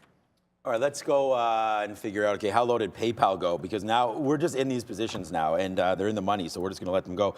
We had 114.50 mark down here. It goes as low as 114.90. So, not lucky on this one, but we'll see if PayPal, and again, it's just too bouncy. Like when I look at these charts right now and what's happening with some of these names, it's just very, very choppy, kind of as expected here. This is the NASDAQ. As it opens up, this is what we expected for the NAS. So for me, this is sort of like as expected. as I keep saying, but I don't know, choppy. Now we're starting to go to the high side. So let's go here. Microsoft working, Roblox not working though. Back down to 68 and change. Roblox now near these bottoms. So yeah, good thing we did take out that 1/3, but maybe another opportunity right now to get into some Roblox. So let's have a quick look and see if that is a possibility now. Down near this level, 68, I think is a good little reload spot here for RBLX. The only problem is that as you can see, we are trying to go to the high side now on Roblox, but the market is taking off though, but Roblox is going to the downside. So let's take another bid down here. Maybe we'll get lucky to take this. Yeah, I mean, just sort of at this point, it's like look at what's working and find that relative strength and weakness. I think that's okay with Lucid Rivian. I got that one pegged. Watching back from Moderna, we took the first swing at it. Didn't want to miss out on Moderna today, but it's getting close to, got to 148, not quite to that 150 level. And the other one, I'm watching Rivian, is it's getting close to first target. But the other one that we wanted to look at for that pop and fade is now coming into focus, and that's Virgin Galactic. So market moving back up. We like this one for a fade off of that quarters and 50s area. So Virgin Galactic now finally getting into that range. And I didn't want to take it too early. Allow it to make the pop. That's the idea. Like if I'm looking for that sort of bounce at the open and then short off of some of those levels, then you can't just automatically short it, right where it opens up. You're looking for that better fill. So now finally into Virgin Galactic, still up 11.5%. They open up. We'll see tomorrow how many reservations they get. But this off of the levels we see on the 15, that can be shorted. Okay, so Roblox, we did not get that average in. So we were at 80 here for Softy. It went to 67, so we're going to change that order, put it a little bit lower there for Microsoft, see if we can't take again. I mean, we are getting really greedy there, man. We are $1.70 in the money there on Microsoft that didn't take it. So now if it comes back to the upside, we'll see if we can take it. Sorry, $1.40 in the money there if it goes back up. So we'll see. We're going to sit there try to take $1.40 this time on that name and then hold the rest as we go. My eyes going to the upside here, looking for different opportunities as I just look at a scanner to see if there's any sort of names popping off here, especially ones that maybe I didn't look at yet. That leads me over to, and then my eyes go right over to the sticky note, and we say what opportunities are on here that maybe we haven't taken advantage of yet. AMC does pop down to 18, but again, I don't want to play it right now. It's just doing its own thing. Some of these stocks got to make moves. So Apple may be going. Someone said Palantir falling. Okay, made me look. Let's see. Down to 1350. Yeah, I mean, a lot of names are going to fall today, right? Like we talked about that. The Nasdaq's only up that 1.7. It's still flat off the open. We opened up 1.7. So now you're starting to come back to the downside. Palantir, for me, doesn't really get juicy until we're down here at the 13. So let's wait to see. We'll stick an order down here on PLTR. We're looking to get a reload also in Roblox. That should be coming out pretty soon. Where's my bid? I can tell you if we do that There it is. segment this afternoon, what's going to be the top of my list of frustrating names. AAL and CCL. I picked AAL. AAL comes down to 18.11. I'm sitting at 18.06 for the long trade, and now it's already starting to go. So miss out on it. Just by pennies, we miss out on it. Looking at some other names at the open, which I liked all the trades. There was no way I wanted to miss Moderna, so I don't mind taking the hit and then missing on AAL. But both that and CCL on the move here once again. Brendan? Yeah, I just saw that MAR as well. 7% here for Context Logic. Big volume spike there back to 240 here. So another one trying to rally today. Wish, guys, getting some volume. All right. That'll be trouble. Yeah, so we're finally into Rivian here. We wanted to wait for that dip buy, and I got too excited. I should be waiting lower for this trade, right? And so we didn't want to take this break, but we're into Rivian right now. Shoot. I feel like I should have waited a little bit lower, but we are lower here on Rivian. So, hey, if it works, great. But, yeah, I didn't want to catch a falling sword in this one. But we are long right now, so 65.80. Let's see if we can get this out. Like, if we can get this out now at, like, this isn't part of my plan, and this is a little bit too early. So if we can get this out on another pop up to like 66.50, then we definitely will do that. As Roblox continues to go to the downside, Microsoft just having some problems here. But again, I feel like Microsoft is really strong today. It's hovering around VWAP. It's hovering around the 50 period. It can't really break 300 to the downside, and it can't really take out this 330 either. So it's just kind of bouncing around. So that makes me think, let's put an offer up here, which it already is. See? There it goes. It goes to 330 again and stops. I might change this 60 to 30 right now, just because, if we can get this out, we'll get it out, and then we'll hold for hopefully a much bigger move back up to the upside. So now we're in the 20s. There it is. Are we out? Yes, there it is. Yes, sir. Thank you again. That's, guys, like you might be like, oh, that's nothing. That's $1 right there on Softy. Now it goes. Come on, Softy. Come on. There it goes. Now it goes right back up to the upside. So now we would have got our fill. But there it is. In, out, Microsoft off the sticky note, making that cash money. So let's wait to see where it goes from here, but I'm feeling Microsoft right now. Yeah, first level on Uber looks like it could be coming into play. That's just going to be the opening range bottom. And then from there, you can sort of see 34 even on the 15-minute chart. I just want to quickly go over that. This is that 34 level. If it breaks that, all heck could break loose. But I'm looking to play inside of this range, between some out in front of 35, some out in front of 34.5. Rivian, like I said, I'm giving it back to that pre-market low. If it breaks that, I'll look for another entry point. Going to take the hit as it comes. And Cavill, not ignoring it, but once that 13 happened, once $3 made the breakout, to me, there was almost no trade unless it was a complete rejection at that level. I didn't have a stop bid because I was looking at probably too many names at the time to add that to the list for a breakout. If you go to the daily chart, you've got a heck of a gap here in KAVL. So no chasing this move for me here. And there's one that I am still interested in getting back into. Of course, that's going to be Moderna.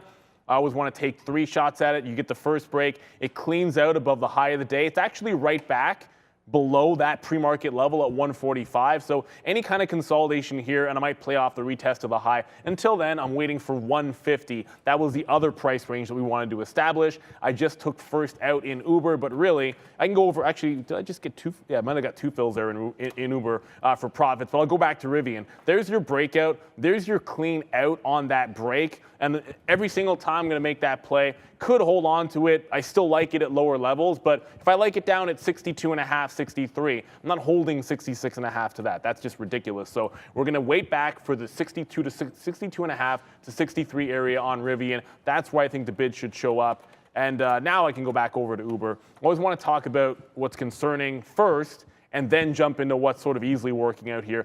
So Uber looking to maybe take out 35. 34 is a place to get flat, in my opinion, because 34 is multi-day support. All right, yeah, I mean, like I'm done taking these breaks off the open there, but Rivian, for example, right here, I feel like we're caught at not a great level one more time here on Rivian. So yeah, that's not something that I'm super proud of, but we are long on Rivian right now, looking to get longer. I was waiting at 64.80, guys. It went to 65, so that's a play for me. Rivian. Let's wait to see what Brendan has to say. Joby Aviation, another one with a headline this morning. A new remember they're that personal aviation taxi service. New partnership announced this morning. So JOBY, 15%, guys. Back 2-day highs, trying to get above that high as well for JOBY. So if you're looking for another name that, again, a lot of the stocks that we're looking at were not at levels that looked that interesting this morning when we sat down. But Square, or Block, I should say, is right at one.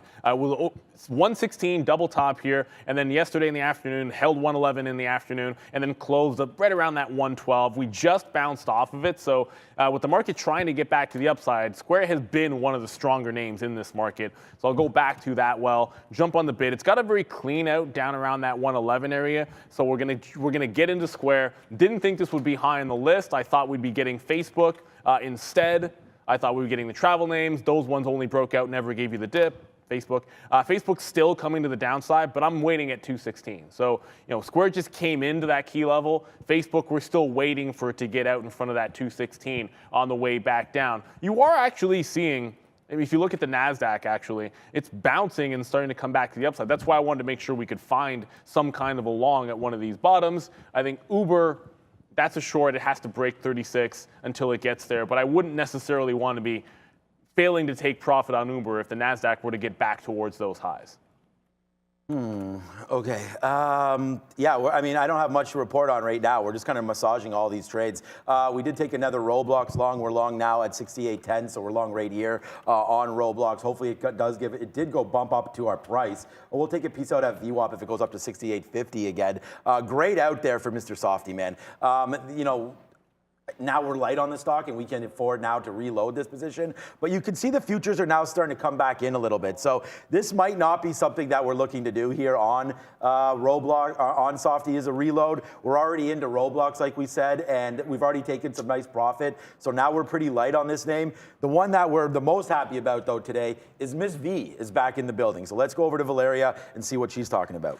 Hey guys, I remind you to like this video and make sure you're a subscriber of Trader TV Live. We're super close to get 300,000 of subscribers. So guys, please like, subscribe, and share. Yes, sir. 300,000. That's a big number. It'd be fantastic to be able to get there. Yeah, you know, I'm gonna owe Prad that. I'm gonna owe Prad that tenner, and he's gonna get it. He's like, don't worry about it. It's just bragging rights. Nah, man. Man of my word, man. You're going to get your super chicken. Or what? It's $10. It's $10. I actually don't even know what super chicken costs. That's the other thing. But it's got to be around the $10. Virgin Galactic, Square just again bounced off of that 111 price, but did not get very far as the market might be running out of steam here. So I'm holding on to the two shorts, and that's going to be Virgin Galactic and Uber. Still on the bid of Facebook, but looks like Square not going to hold that first support level. I am going to go back because I got to show it to you. I got to show you Moderna. It fooled me yesterday by not getting me into it, and then took the first swing, and I get out of it thinking I'm going to get another shot a little bit higher on Moderna, and of course it decides to just promptly fall and find no bottom. It's back down to 140. You know, at that point, I was willing to give it like $3 to first level and then try to play it off of the 150. It never gets to that 150. That's the thing. If you take it out, sometimes it's going to look like just holding till oblivion is the right thing to do. This is definitely one of those cases where it looks that way. All right. Yeah, so like I said, man, we took that Rivian trade obviously too early. We saw that at 65. We did talk about that. So now we'll take a bigger position. We were thinking of 64.40, but this is coming in a lot faster than we had thought it would. So Rivian right now, Microsoft's really working. PayPal, we're just in a new position right now with PYPL. So that finally came in downside. So now we got to watch out. You can see the market. Like I said, man, I don't think this may not hold today. The market coming to the downside. So let's watch out. We're going to have to start massaging now. Down to 113.50 here. That's going to be the bottom for PayPal. Is there even more of a bottom on PayPal here quickly? Yeah, it was that one. Yeah, it's just 113 flat. So obviously we'll wait for that to see if that can come in right now. But PayPal, Roblox, and Rivian, all longs that we're not super happy with right now. So let's wait to see where this goes. But so far, not so great for these longs. And we did know that this was going to happen a little bit today, so that the market would be a little bit, you know, tipsy here. So these prices, I'm happy with them. Obviously, we would have liked to start a little bit lower, but right now, Roblox, we're out of the money 50 cents. That's nothing here. We got to give this one down to 66.50. That's going to be the out. And if we get spanked out on that, we will do that, and we'll give back what we made here. So it's pushing right now, some of these lows. No more averages in. Let's just see if it works from here, and then we'll start. So that's it. Roblox and Rivian right now, we're locked and loaded on these trades. Let's see if they work. I mean, Rivian's down here to 62.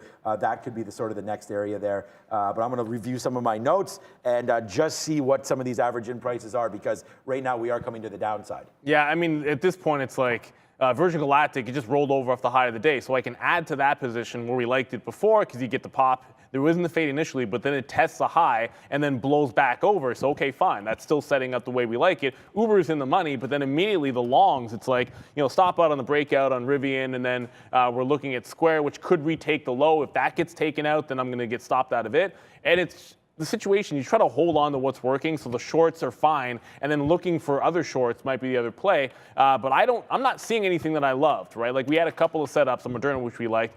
I thought there would be relative strength in the travel names. That looks like it's still the case, but you know, even they're starting to pull back a little bit here. And I know the levels I like on AAL in particular, and that's anywhere in front of that 18. So I might check up a little bit. If you can, I can still get maybe 30s to 35s. That's about 30, 40 cents worth of risk. And I should have pointed this out to you guys on AAL. 19 and 19 quarters your top, or 19.10 is your top. So there's still some room for AAL specifically to be able to run. If it wants to make that move, I'm going to take a shot at it. But I should have had this one off the open. If I can get it closer to 30, that might be a good play. But if these markets take out the bottom, it might not matter. Like all of these things could start to come down. It's just a matter of what you have short. Yeah, you got to find some shorts here for sure. But we're $1 out on Rivian and Roblox, but we're in the money now on PayPal. So let's wait to see where this one goes. Hopefully this is a little stronger. But if the NASDAQ, like we just mentioned, man, if this can't find a bottom, then all these things are just going to continue to fall. So there goes Roblox. Okay, so finally, so Roblox 66.50 out. So again, it'll be a red name for us today. That's why we took the 2/3 profit. We were going to try to get into this name, obviously off earnings today, after market. Very dangerous to trade that. We'll see. Like I think now, now it has to take this. Like we were trying to defend that bottom and then we gave it another $1, right? So that bottom right there, if we can retake that, then maybe that's something we'll get our money back. That's 67.25. We'll retest along at 67.25 here on Roblox. As you see the market now starting to bounce back up to the upside. So obviously that 66.50 might look bad, but we're going to go long if it takes this out. 67.25. We'll see about making that back. There goes PayPal, hopefully breaking through 115. That'll be nice. Maybe we'll put an offer around 115, take it out, make that 35 cents on a little piece, and then hold the last to back up to 115 and change. So let's manage this PayPal. Our softies, 33 cents in the money. It came right back in. We did not reload that one. So right now, I'm pretty happy with these positions. Roblox sucks what we got out, but we're going to go back long very soon. Yeah, and as the market bouncer, Uber actually made a bit of a double bottom, at least for now. I'm not at the point where I jump in and take another leg out at about 35, but a couple more tests of a level like that, and I'm anticipating we could bounce back to the upside, and then I'd be taking more shares off the top. So you might see me in the next couple of minutes make a decision on whether I should get more out at 35 or in front of 35, but we're not at that point. Virgin Galactic kind of holding steady. If this market starts to go, I'm not sure that matters too much for Virgin Galactic. It's more of a squeeze threat. But if the buying doesn't come in soon, usually these tend to roll over. Brendan's got another name for us at the big score. Team Incorporated, TISI in New York up here, 30%. Got back above $1 this morning off the open there on huge volume, but they announced 10 million, I believe it was, in financing. Yeah, 10 million in financing after the close yesterday. All right, so 40 cents right there. We'll do a little belly dance action for PayPal. As there it is, in and out. So this one's starting to work. Next area for me, like I said, 115.50 or so on PYPL. We'll just put that right now and see if it fills at some point. I don't know. I mean, it's just kind of bouncing around. If the NASDAQ, which is what just happened right there, bounces off the 50 period and goes back to the downside, then we may retest these lows. So, I did put back into the Roblox trade, obviously a little less shares. We'll see if it can fly now to the high side. It does take out that price that we liked all the way back in. So if this happens again, it happens again, man, and that's what that is, and we'll lose again on Roblox. And then we'll learn our lesson at some point, not to go back to a name that's not working. We've had so much success. Like yesterday, I think we were 8 for 9, something like that. The couple days before, we had some good success as well. So let's not sort of worry too much about these trades, other than the fact that, yeah, Roblox, we may have to get off of this one if it doesn't want to go back to the upside, because Softy, 70 cents in the money. PayPal, we've already cashed out 40 cents. Rivian, kind of just hovering around here. We're going to wait to see if Rivian wants to work to the upside. But for right now, man, yeah, we are getting cracked. So be very, very careful with these positions. What's up, Brandon? Airbnb, guys, back to day highs. If I'm not mistaken, that one is also tonight. Yeah. So another one reporting after the close tonight, just breaking back above day highs here. Trying to go as well for Airbnb. Literally just said under my breath, what was that about Airbnb? Why was it in the news? Why were we talking about it yesterday? That's right, there were another name. I knew there was something else that was reporting that I was missing. I did take some out on the bounce of Square here. It got back to that support low that we sort of talked about, took the first leg in front of the close price, and then it got the wick bottom off of that low. I'm gonna get some out right back at about 112, and then from there, look at the afternoon like cluster range. Like this was about the 113, 113.75. So I wanna take some more out in the middle of that range. I do think there's obvious, look, there's going to be resistance at the top. Like these are lower highs that Block has put in what feels like a weaker market than we anticipated. I thought we'd pull back. We're going for some dip buys, but it just happened a little bit faster than I think than we anticipated. So I think we got to be all out of this one in front of a 115 if it can get back to that price at all. I'll show you guys. Uber looks like it's still holding the lows, so that one's going to be fine. But as the market comes down, here comes Virgin Galactic. I'm showing you the 15. It's right at that, so this is 914 entry point. It's right near that high of the day. This is going to be entries here, stops. You actually see my stop order right there. So if it takes out the high, hands off the keyboard. I know I'm going to be able to get out of it. The stop's not going to miss. At least I don't think it's going to miss. And then the other position which we're working is just Uber. This might be like Peloton yesterday, where you sort of, once you're into it and it works off of that 36 level, you could just be playing it all the way down into the range and holding it all day long. It looks like we might have the top, and it's just a safer trade. And unfortunately, I was looking to see the same thing happen in Moderna, but that had too much of a breakout at that bottom and couldn't hang on to it. I knew I was also forgetting something else. Not to type NZ when I type in Affirm. Now this is not going to load, but I wanted to have a look at Affirm as well. My chart's about to freeze here, and then we'll have a look at Affirm, which is also making moves. We'll test one more. I mean, I didn't even realize Microsoft had dropped down here. I was watching PayPal as that was going upside, so that was strange. But here goes Microsoft back in. So let's take a bid here if we can get it at 90. I didn't even realize we were down. Ah, darn it. Didn't even realize we were down here on this name. I'm going to cancel my Fisker bid. I didn't even look at that yet. 298.87. Okay, wow. Yeah, we just put a bid at 87. The bottom was 89 there. Should have just pushed bid and take that trade, but we didn't. So there goes Microsoft back down to the downside. PayPal now 50 cents in the money and starting to go a little bit. So, 60 cents, 70 cents as we're going here on PayPal. So now that's starting to go up to the upside. So yeah, we're pretty happy with the way this one's trading. Our target is in the middle here. So if we can get some out very soon, that's 53 cents in the money. Microsoft goes right back now above 299.50. So darn it, man, that reload would have looked pretty good. And I'm sort of embarrassed that we don't have it. But darn, like I was 2 pennies away. I just could have just marketed in there. That would have been good. And now look at Roblox. Now Roblox starting to go back up to the upside. So let's see here. Maybe we just withstood that a little bit. Unfortunately, that's going to be a blemish on our record today, which is fine. We got to have some of those sometimes. And then now we'll just see where it goes from here, moving to the forward side on Roblox. I do have some targets. It's going to be in here. The first one right here, 68.30 or so on Roblox. We'll see if we can make it. It's just $1. So we'll see if we can make $1 there on RBLX, now moving to the upside. So that's a name here that we are most concerned with right now. And there's PayPal. Did we get it? Yes, we did. Bang! Again, guys. Yes, sir. Another one there on PayPal. That's 80 cents in the money there. That's an 80-cent winner on PayPal right there at VWAP. It hits, and now it goes. Let's see if we can. We've never gotten out of Rivian, baby. So if we can go back up here, 65, 30. I'm hoping I have an offer there. Yes, that's exactly where my offer is. So let's see if Rivian can go up another 30 cents and we'll take a piece out on Rivian. But right now, man, we're almost near the highest spot we've been at all day. Unfortunately, that Roblox taking us down there hurts our net a little bit. So we'll wait to see if Rivian can make that possible back up to the upside. I just wish I would have waited for my key 64.40 level. Then we'd be taking some out for 50 cents. But we need this thing to get going just a little bit more here. I'm going to go to 3 names first. I promised I'd go to Affirm there, and it froze on me. Affirm broke 45. That was, of course, a big level yesterday. Went all the way down to 43 even. Now it's on the way back upside. This is one that, it's, like I said, it's a short till it's not. So we get up to 45. That's the only price I like. I'll go to Virgin Galactic next because I like to go over losers first. We took the stop out at the high of the day. So our entries were at 9.15, both on the opening pop, and then when it tested the high of the day. And then we're just going to be out at the top.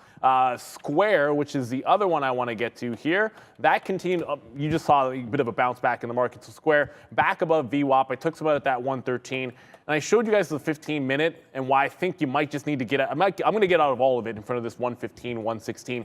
Just looking at how relatively weak the market had been and thinking we might not be breaking out into new territory. There's still a multi-level break there on Square for you, even if it took out that high. But then you're running right into the day before, $1 higher resistance, and the day before that, a couple of dollars. So I think taking the profit, if we can get 3 or 4 on Square for the last bid, should be more than good enough. Uber is approaching a reload for me. Once we're able to take some profit on that trade, I think we're just going right back to the well off of that 36 high. So as we get closer to that price, I will try to roll into some more shares of Uber. So Affirm, not there yet. I think I'm waiting for 45 on Affirm.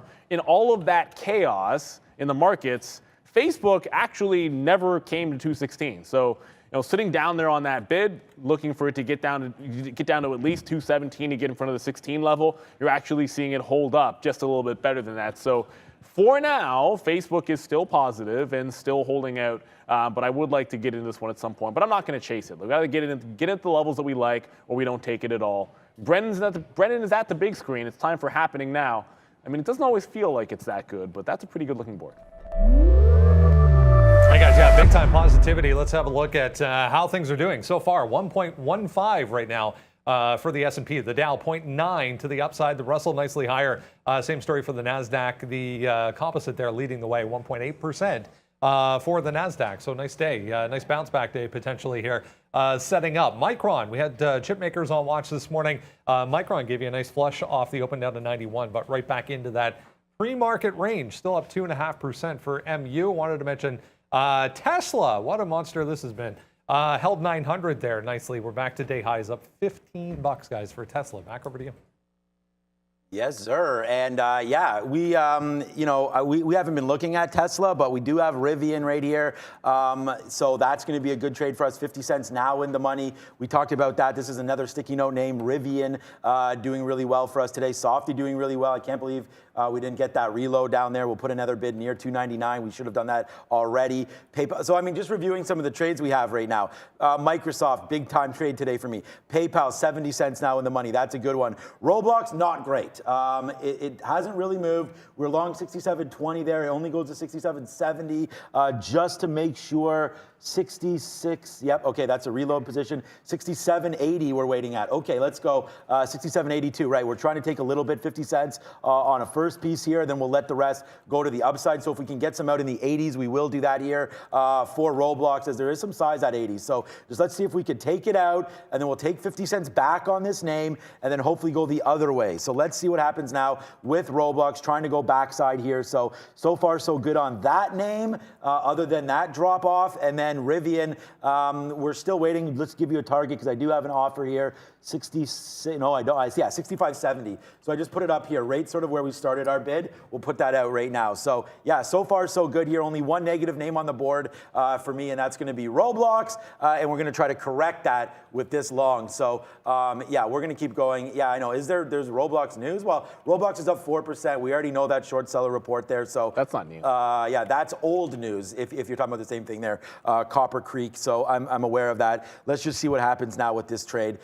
PayPal, I don't know, man. We got out there, and it may fall back in, and I don't want to give back what we've already made on this, but PayPal right now, slippery slope. So let's watch out for this name. Yeah, I mean, certainly at this point, like always at about 10 o'clock, it's like the opening range has settled itself out. So like what is and isn't working has usually distinguished itself for us here. And that's why I'm going to be hanging on to Square. I'm coming back to AAL, and I was sort of bidding on this dip to try to catch 1830. But now you've made a double top on AAL. The market, the ES is just hovering right on 44.4. And if that were to break that low, there's no way I'm going to be sitting here taking fill at 1835. So I'll drop back and go back to the 18 level that we like. We already just talked about Tesla, or at least Brendan just mentioned Tesla there. So I'm not going to go back over that name, but I did want to go back to Lucid. So Lucid, right back at the top end of this range. This fell like a rock. It's legit. It went down to 27.30, and then we're right back rolling over at that high. I said Rivian I would favor to the long side, and Lucid favor to the short. You're right back at that same 28.50 level at the top. So it's all going to be about the setup for me. I know where I'm going to be in. I know where I want to be out on this name. So looking for Lucid on this potential rollover. And then just to go back to Affirm, yes, it did make a turn there, but I was looking for 45s. I wanted it to be 45 on Affirm. I wasn't willing to chase that one too far, so got to stick to the levels we like there. Unfortunately, looks like Affirm wants to head back down without me.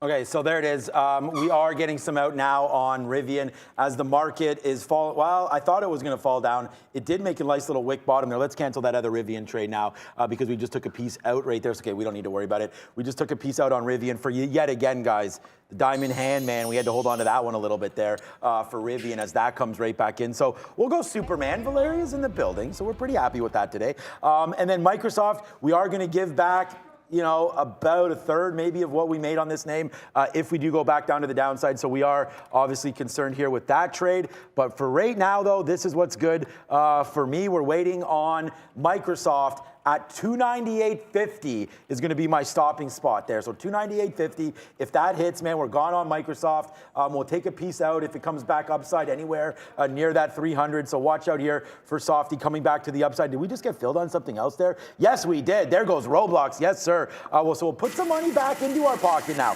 Roblox, and again, we don't have a problem telling you if we're red on a name or anything like that. So Roblox, I am negative on this name. I mean, you can't have a tick like that and be positive, right? But we did take some nice money there. That was $1, $1.20, but then the averaged in price got ticked out there. Let's see if we can win now on what's left. Roblox, I'm at the highest spot I've been at all day here, so pretty happy so far. Roblox, PayPal, Rivian, all working, man. 80 cents of the money on Rivian now. So far, so good. Brendo. Fisker catching a bit here as well, guys. We mentioned that brief headline on Fisker. Back to the upside here through that 1225 on volume. 6.5 now for FSR. Yeah, like you definitely saw, like I said, just showed you Lucid bouncing to the upside there, and that's going to be the next one. Like just got into it actually off of that high of the day. Just to check back in on Square, I still love this one, but I'm still gonna stick to our word here and get out in front of that 115. It's starting to get up to 114. You are seeing a bit of a double top. Makes one more break higher, and I'm going to be looking to take the profit out on Square. And again, just the 3 positions on. I'm looking for a firm. I might not get it into a firm, and Facebook is sort of a similar story.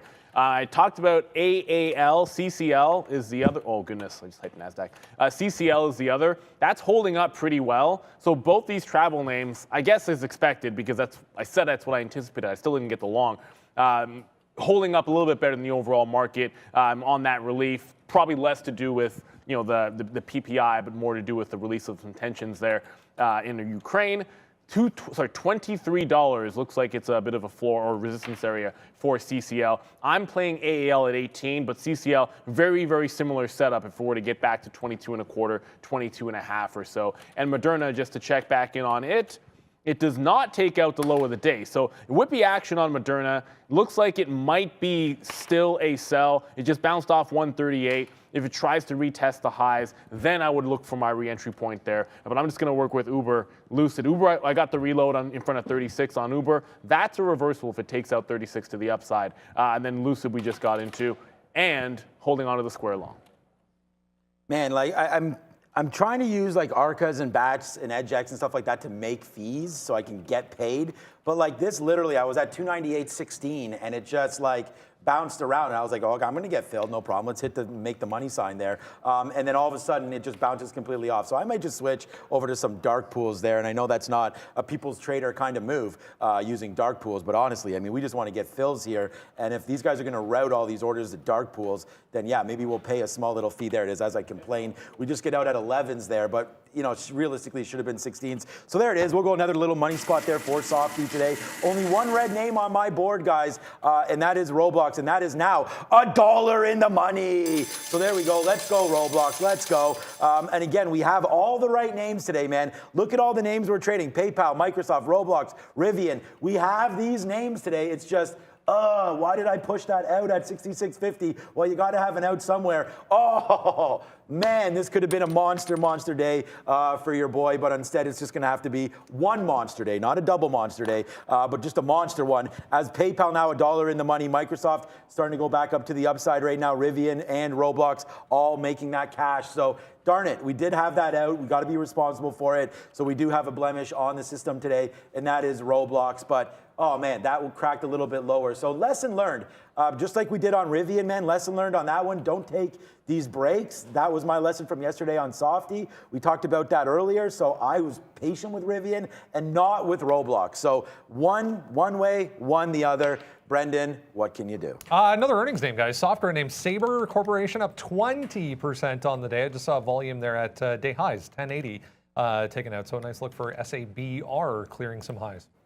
Yeah, good look for Sabre. I was actually just on this turn trying to catch Square to get some out here at 114 and a quarter. I'll just go with leave the order in there. If it consolidates above VWAP, we'll get the last out. Thought it'd turn at 115, but it goes to 114.60. You're kind of splitting hairs at that point. And to come to Uber, you'll see the reversal. Once Uber gets above, or got above, I should say, 36. We took some out at the bottom. I was contemplating taking more out in front of 35. I wanted to give it some more room to work within the first parameters of the trade. But once it makes that break, this was the name that I like to come to the other direction. Once it gets above that 36, at that point, the risk to reward shifts, and it goes from here's your 36 and all kinds of room to like 37 and a half, 38 upside here on Uber. Now this is what the 34 bottom looks like, by the way. So now that it's trying to make this breakout back at 36, reverse into it, and now looking for some out at 37, some out in 38, and I'm willing to hold it a little bit differently. Like it's just not trading inside of the range. You're looking for a break outside of the range here on Uber, so we want to give it some more room. Lucid, that just started to roll over. Whoops. Yeah, Lucid just started to roll over, and again, this is more the setup than anything else. It made the rollover at the open, off the range we looked at on the 15, comes right back to the top, shows signs of filling at the pre-market high, so working its way down to VWAP. So we're just going to play the setups here, right? So overall, it's about knowing kind of what I want to see happen in each individual name, and then just play the trades. And if they win, they win. They lose, they lose. And you want to make sure that you're following your plan. If it gets down to VWAP, which I'm actually sitting right on the bid here, why am I not? There we go. I was actually on ARCA myself. But yeah, it was weird. Like it was sitting on ARCA, and I'm seeing it hit the level, and I was like, You got filled. Yeah, no. You know what? Actually, I looked at the tape. It was a bunch of NASDAQ. NASDAQ was filling more than ARCA was. So. Yeah, I shouldn't be so like negative all the time, I No, guess, it's- on yeah, it it doesn't because really sometimes it is just like whatever It's key you're using, chance, right? So yeah, you got to watch out for that one. Microsoft, we did take a short there, breaking through the bottom. I don't know if this is going to work or not, but the NASDAQ is right now is falling. Oops, sorry, I'm not even on the right stock. I don't know if the NASDAQ is falling, but there's that 298.50 now. We're short 298.46. Just want to see what happens. We're almost out of this trade. Now we're starting to get out at 34.35. And again, just clean up all of your stop orders here. 298, so there it is. We made some more money back there on Mr. Softy. Watch out. If the NASDAQ stays low, it's a name that I don't mind here for that trade. So watch out for Microsoft now, making a move back to the downside here on Mr. Softy. So that's obviously an area of concern for me. So short on that name. We are long Rivian, we are long Roblox, and we are long PayPal. Rivian actually getting close to a rebuild here. 64.20 is where my bid is right now, guys. Yeah, and just coming, so I did get the fill on Lusa. I'm going to show you, I'm actually going to bid again, just so you guys can see. Like this is double bottom, sort of at the opening range, 27.65. I'm going to get some more out in front of it. If this ends up being the top, I do want to try to hold on to it. Let's try to remember at least, if you're looking at this is similar to yesterday in some ways. Like you got a bit of a move at the open, and then you sort of find these immediate consolidations and no real big breakout. This is a NASDAQ. In yesterday's action, no real big breakout through previous resistance. You're getting another consolidation right into another cluster here. So if we end up hanging around in this range, you kind of want to make sure you're taking some profit on anything that's still range-bound trading. That's one of the reasons why I said I would try to get out of Square the last of my shares, and I did not, as it just pressed back up to that 114. But that's part of the reason for that. You know, it's all well and good to catch some bottoms here, but if we're not going to make a breakout in the market, well, then guess what? Like you can give up those gains pretty quickly. Then I have taken some off. So it's not as if we're going to give up all of those gains. I did want to come back over to Cavill, not necessarily ignoring it, but once it put in the break at 3, it's like you either had it or you didn't. There was all kinds of air on the daily chart as to where there could be another level. At this point, I don't know why there's a gap in the chart, but either way, you can see support is right back into $3. That's your key price area. It gets back below there. Things could get pretty ugly. For this name. It's been a multi-day mover, and it's probably been due for a turnaround. That's why I wasn't sort of all over the long trade here. If it's going to be that break of 3 is like the last sort of line, and then it's going to have a pullback. Look at what it did a couple of sessions ago at $3. It pulled all the way back to 2. So for it to hit a 350 high and come back to 250 would be something it did literally 2 sessions ago. Not terribly much of a surprise if it were to put that kind of a move in. So you got to see $3 hold. That's going to be your key level on KAVL. Cavill. Okay, so yeah, agree with Cavill there. I haven't really looked too much at various levels here today, but we're just going to continue on with doing what we've been doing here, and that is trying to make that money. So, all right, PayPal only 10 cents in the money. Roblox now 40 cents. We did get as high as a buck and change in the money. Like we were long at 67.20. It does hit, and I'm not going to take this as you know, the truth here. 68.70 it hits. So that would have been $1.50. But again, look at Roblox now. This is not a strong name. This is not going to be one that I'm going to be sitting in here averaging into or anything like that. We're going to wait for this now because honestly, look at the market. We're actually fine right now, and Roblox is heading to the downside. So this is going to have to be one that honestly we're just going to have to rest on and hope that we make a right play on this name, because this is easily could crack lower and lower and lower again. I may just give this up at a 67 break and not even deal with this. So if this breaks 67, we'll lose 20 cents on our last piece. We're long at 31, sorry. So we'll lose 30 cents on the last piece if it breaks 67. I just don't trust this name, and I've been caught doing this before. You guys remember, like, you know, all of a sudden I'm short something, and then I'm long, and then I'm short, and the next thing you know, I'm like, you know, not in my zone again. And we got to stay in that zone. Don't let me get in my zone, you know? So we're going to try to stay there and just focus on the names that we have. With that being said, I did look at Ford. Shout out to Randy, who's in the building somewhere. Maybe he's on a break. But we're going to wait to see here what's going on with Ford, because it's today doing absolutely nothing. So you're not going to see me look at that name today because, again, I can't even use any of these lines. There's nothing to even look at here on Ford. So we'll go over to another name, Palantir. Did have that nice bottom. It's on our sticky note, but it's honestly, when the market falls like this, I don't trust Palantir. Like, their earnings are going to come out. I don't know what's going to be. I feel like that earnings day is going to be something special, and I believe it's the 17th. So we have 2 more days here. Thursday is going to be a crazy day, I feel like, for Palantir. So I'm kind of going to try to keep some powder dry for that and see where we go. But Palantir, I like it. It's just for right now. Needs to get a little bit lower. And then all the longs I have right now are just cruising. They're just like all making moves to the downside right here. So PayPal trying to make another spot. I think this is a good reload spot for PayPal. We've already done quite well on it. Let's reload it and see if it holds these bottoms. Yeah, speaking of holding the bottom, looks like Facebook's still doing it. It's nowhere near that. I'm actually going to cancel my bid. I was at 217 in front of 215. It's making a bottom at 218. If that breaks, I think it's going to come way closer to 216 than where I'm sitting. So we're going to pull back on that one because if the low gets taken out, there's no need to be standing right in front of the current low. AMD, that comes right into 114. I'm sort of looking at this, and we missed Lucid when it made the same move, but AMD now bouncing up.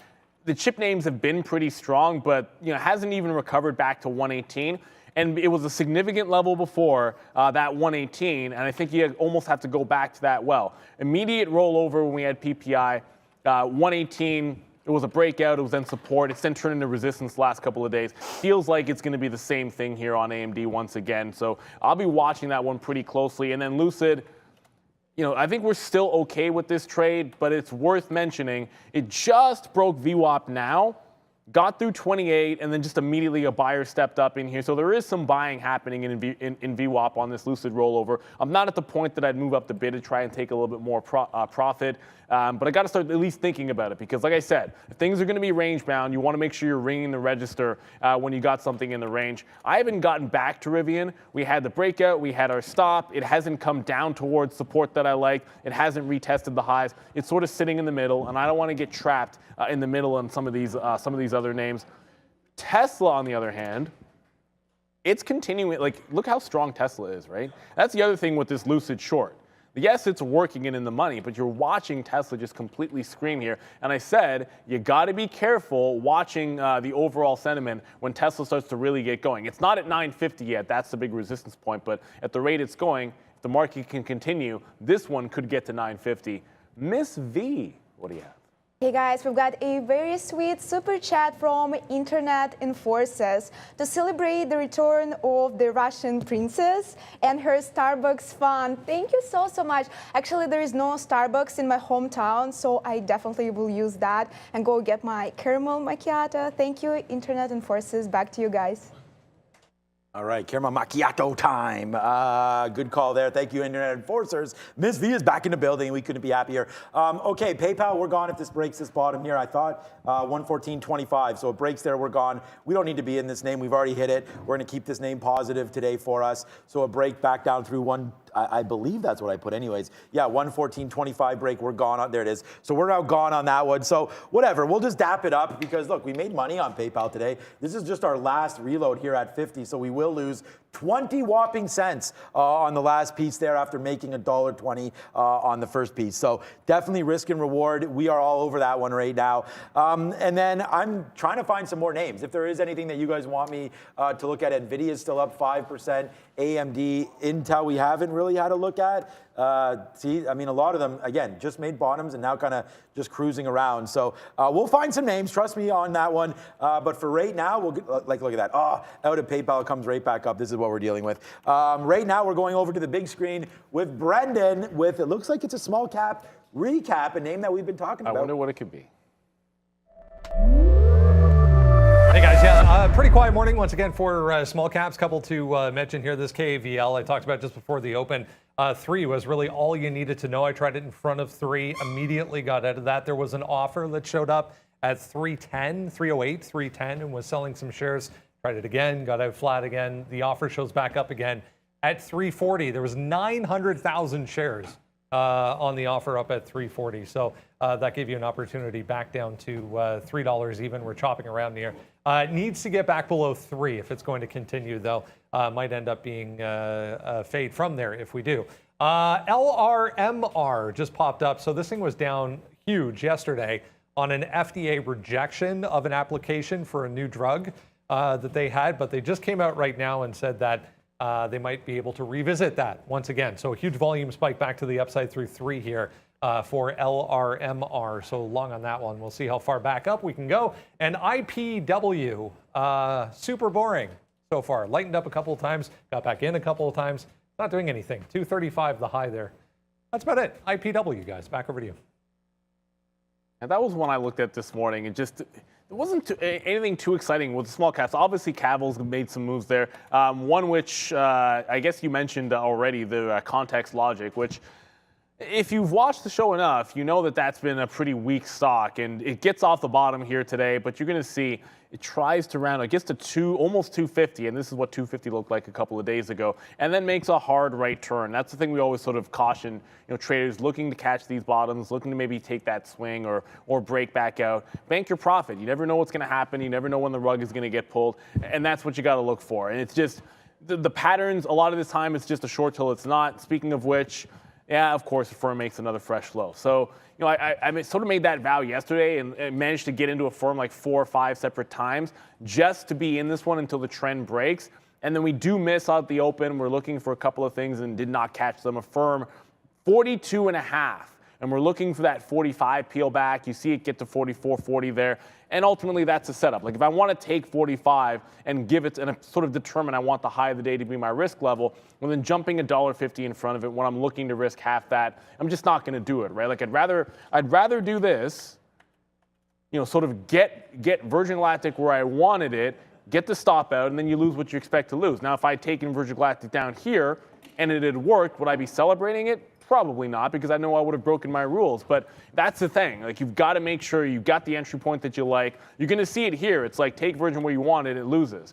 If I take a firm where I don't want it, it would have won. That doesn't make it the right decision overall. Just coming back over to, where is it, Lucid?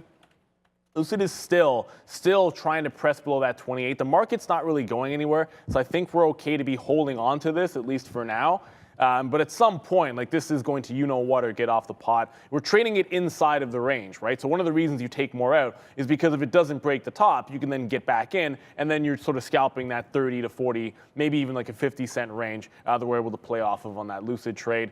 Facebook, it does feel like, the trend is still pretty weak, man. Like we kind of thought, could today be the day that Facebook puts in that bottom? And it's not really looking like it yet. So we're still out in front of that.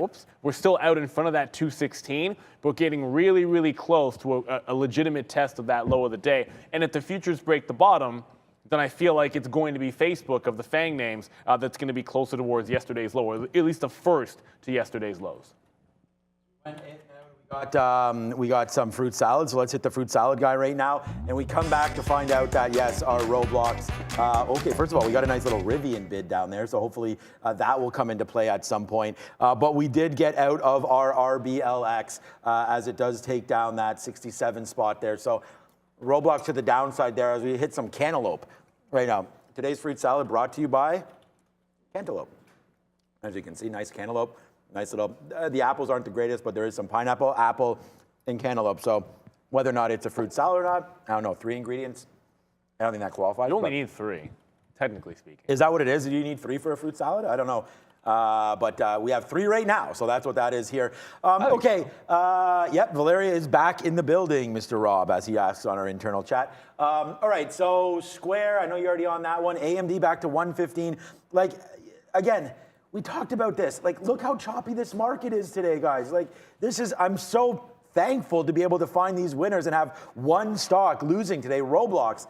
And it's just like, this is so super choppy. That's why picking levels is so key. Not getting too excited, not like, hitting tops, hitting bottoms. Sometimes it's great. And look, I look back and I'm like, oh man, why didn't I take that? Or why didn't I do this? Why didn't I do that, right? But at the same time, you got to be very, very patient and watch the indicators. Like, watch some of these markets, man. Make sure that, you know, you're making the right calls and you're not getting like too desperate to get into anything. That Tesla, remember what I said earlier with Tesla, guys? Remember I said that it was at 900 and I was like, if you want to trade this thing, just take it through 900. I mean, there you go. Sometimes it's just as simple as can be. And if you were here at 9 o'clock, look, all those levels, I didn't even look at a level of Tesla. I didn't do any work whatsoever with Tesla. I just said, if you want it, you might as well grab it there at 9 bills. So that's it. You take it, boom. Now you're $15 in the money. You would have had to give up $4 on the downside, it looks like, right off the open. But again, if you just wait for that 900 level to break,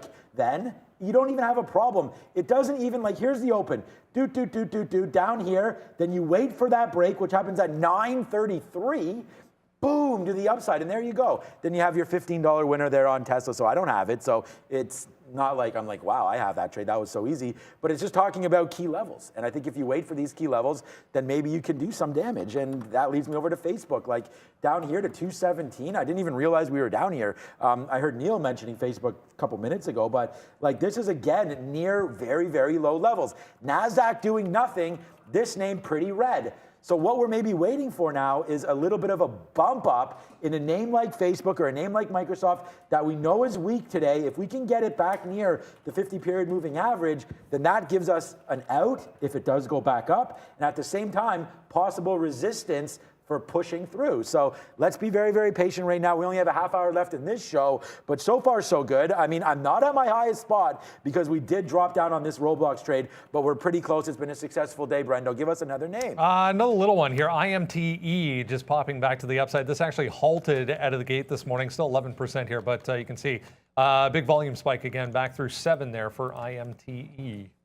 Another name which is not new is going to be AMD. I don't have any executions today on AMD. We did trade it a bunch in the last couple of sessions, not really showing up on the chart, but it got down to 114 at the open. That was pretty much yesterday's close, and we're testing, is the market, like you said, going back and forth within a range. AMD about to retest the bottom end of that range. So if you're looking for something to work off of, you got 114 down here. Now, I'm not chasing it to 115. It's got to come down closer, so you got a better risk to reward in front of that low. We bounced a couple of times. If the market does not break in this range, then you can expect AMD to maybe touch that bottom, get you back into VWAP or so, which gives you about $1 to $1.50 at least. Facebook, as we were just talking about, that looks like it's about to break the low of the day. And if I see that breaking the low of the day, I can pretty much guarantee, oh, maybe not, that a firm would be retesting the low of 42.50. Now, there's no real levels to look at here, but 50 was a monster level on a firm. I would anticipate if we get to $40 today to see something very similar. There's probably going to be size in the bid.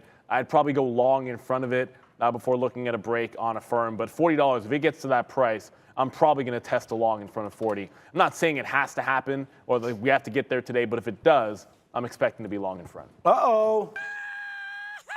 More money, let's go. We haven't hit any of these days, so we'll do it again. Bang, on Rivian. Rivian back-to-back jacks again today for us on RIVN, one of my bet stocks yesterday, and it looks like it will be the same thing again today. Microsoft going to be my number 1 stock, followed by Rivian, and then PayPal. So there it is, man. Again, you wait at key prices. Like, we wrote these prices down. We wanted 64 lows. We get lucky. I mean, getting 20s, what am I long at, 20? Getting 20s lucky, like, it really should have been like 38s or 39s, like in that area, but it does dip down. Hey, sometimes, most of the time, I complain about where these fills are coming from, but it looks like we got a good one right there. So we're very, very happy with these fills, and we'll just look to see if we can't continue the move to the upside now on Rivian. And there it goes, man, 87 cents now in the money, and we are now at our highest spot we've been at all day. So far, so good, man. I cannot complain. The market's been pretty good for me the last little while here. Like I said, I think there's one negative day on my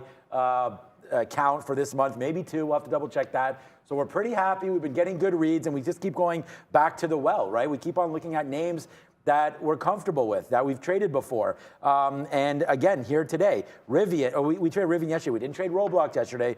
PayPal, Microsoft, always on the board. This is someone asking, like, Square moving, Roger Concepcion. Same last name with the famous Reds shortstop, so I love it there. But Square is moving back to the upside until it gets to 114. That's where I'm looking to take my position out. It's just some relative weakness overall in the market and not breaking the range. So if we're not going to break out of the range, then I'm just going to get it out at that top and just be patient with the reads and just make sure that you're going to stick to your plan. I saw a couple of people talking about MGI. And I don't know, someone just said MGA something about an uptrend. I'm like, look, the stock is being bought for $11. It's one of the many deals that happened here today. This is what barcoding looks like on a chart, in chart form, and I expect to see a heck of a lot of that with MGI today. It doesn't mean it's untradeable, but it just means that unless you're spread capturing here, there's not much to see on MGI. So I just think stick to the plan there. Whoops, I meant to be going over to Square. We'll come back for Square, see if for a reload opportunity, which I did not mention, but we'll go to Brennan first. All right, 10:30, guys. Keep in mind tomorrow afternoon. Yeah, Peter Schiff is going to be on the show. 2:30 p.m. Mark it down. Make sure you're here for that. Peter Schiff going to talk about lots of stuff, lots of different macro issues in the world right now, interest rates, things like that. So be here tomorrow, 2:30 p.m., guys, for Peter Schiff. Let's get a check on how European markets are doing. Miss V back in the building. What's up? Hey, Brandon, European markets are positive. Mining company Glencore, trading in London, jumped to the upside after selling a stake in Russia's Rosneft. Now gave up some gains and up around 1%. Back to you. Yeah, back and forth we go in North America as well. Still up nicely, though, right across the board, guys. Yeah. So I meant to say this when I was talking about Square. It just put in a lower high about 112 there. But I would only look for a reload off of the better level. Like yesterday, support at 111. That's where the ultimate bottom was. So I know we liked the first 112. This time I would only be a buyer back in front of that 110. So a little bit more patience with that name. And then from Square to Uber, like I'm not really doing anything with Uber at this point. Right, like you can see, like we had the short initially off of that 36 level. Once it broke out, it became a long. So I'm playing the channel of consolidation to that 36 break to the long side. I might get a scalp trade out when we got VWAPs in at 36, but otherwise, once it breaks that, it's 36.50, it's 37, it's 37.50, maybe up to 38, and then we're looking to try to hold on to that one all day long. So that's the plan of action for Uber here, and much like we're holding Peloton. For almost the entirety. I think it could be the same thing in Uber. I wish we had revisited Peloton, but after it not making that break and then sustaining it or following it through yesterday, I was looking at a few other names, and it actually gave you that same playoff of 34. But like I said, you've got to go to the ones that looked like they were better. We're getting some names that were breaking into some maybe new price ranges that I liked a little bit better, that had more momentum and more volume at the open. But Peloton still looks like it's a rollover at that 34. We saw it happen yesterday, and now you're getting basically the same. It was basically the same trade, actually a little bit better than the 34 break, 33.70 break, I should say, at the open yesterday. Should have gone back to that well, but I wanted to make sure I got into some Moderna. Obviously, like I just said, I would take some out of Uber in front of VWAP, and then if we're going to be range bound and I'm working the long side of the trade, then it's going to be suddenly buy off VWAP. Every single chance that we can get, and then work this one out. So if it breaks 36, again, I'm looking not to get anything out until 36.50, playing every 50 cents or so on Uber to the upside. So let's see if we can get this money back. We did take some profit on the short, but overall, that first short was a losing trade. And lastly, before we come back to you, Sean, AL, this will be my frustrating one of the day because I like the travel sector, relatively speaking. It's now not doing much of anything. It feels like you either got the longs on CCL or AAL at the open, and now it's just kind of cruising, holding VWAP. I don't see any obvious entries here in either one of those two. Okay. Yeah, shout out to everybody there on the chat. And I just want to say something about the chat because Ms. V is just getting back today. So if we do miss like a few notes here about, some stocks to trade and things like that, we are obviously getting back on the groove of things here. And we will bring you some more chats and more names like that. And I have actually an idea for a segment, and I'll talk to Ms. V about this afterwards. And it could be like a chat rundown, sort of like if there's a certain amount of names that we've missed or someone just keeps on asking politely, then maybe we can go over those. So I'll get, and not only that, it gives Ms. V some more screen time. So let's see if we can do that for you guys. And again, we're not doing anything on purpose.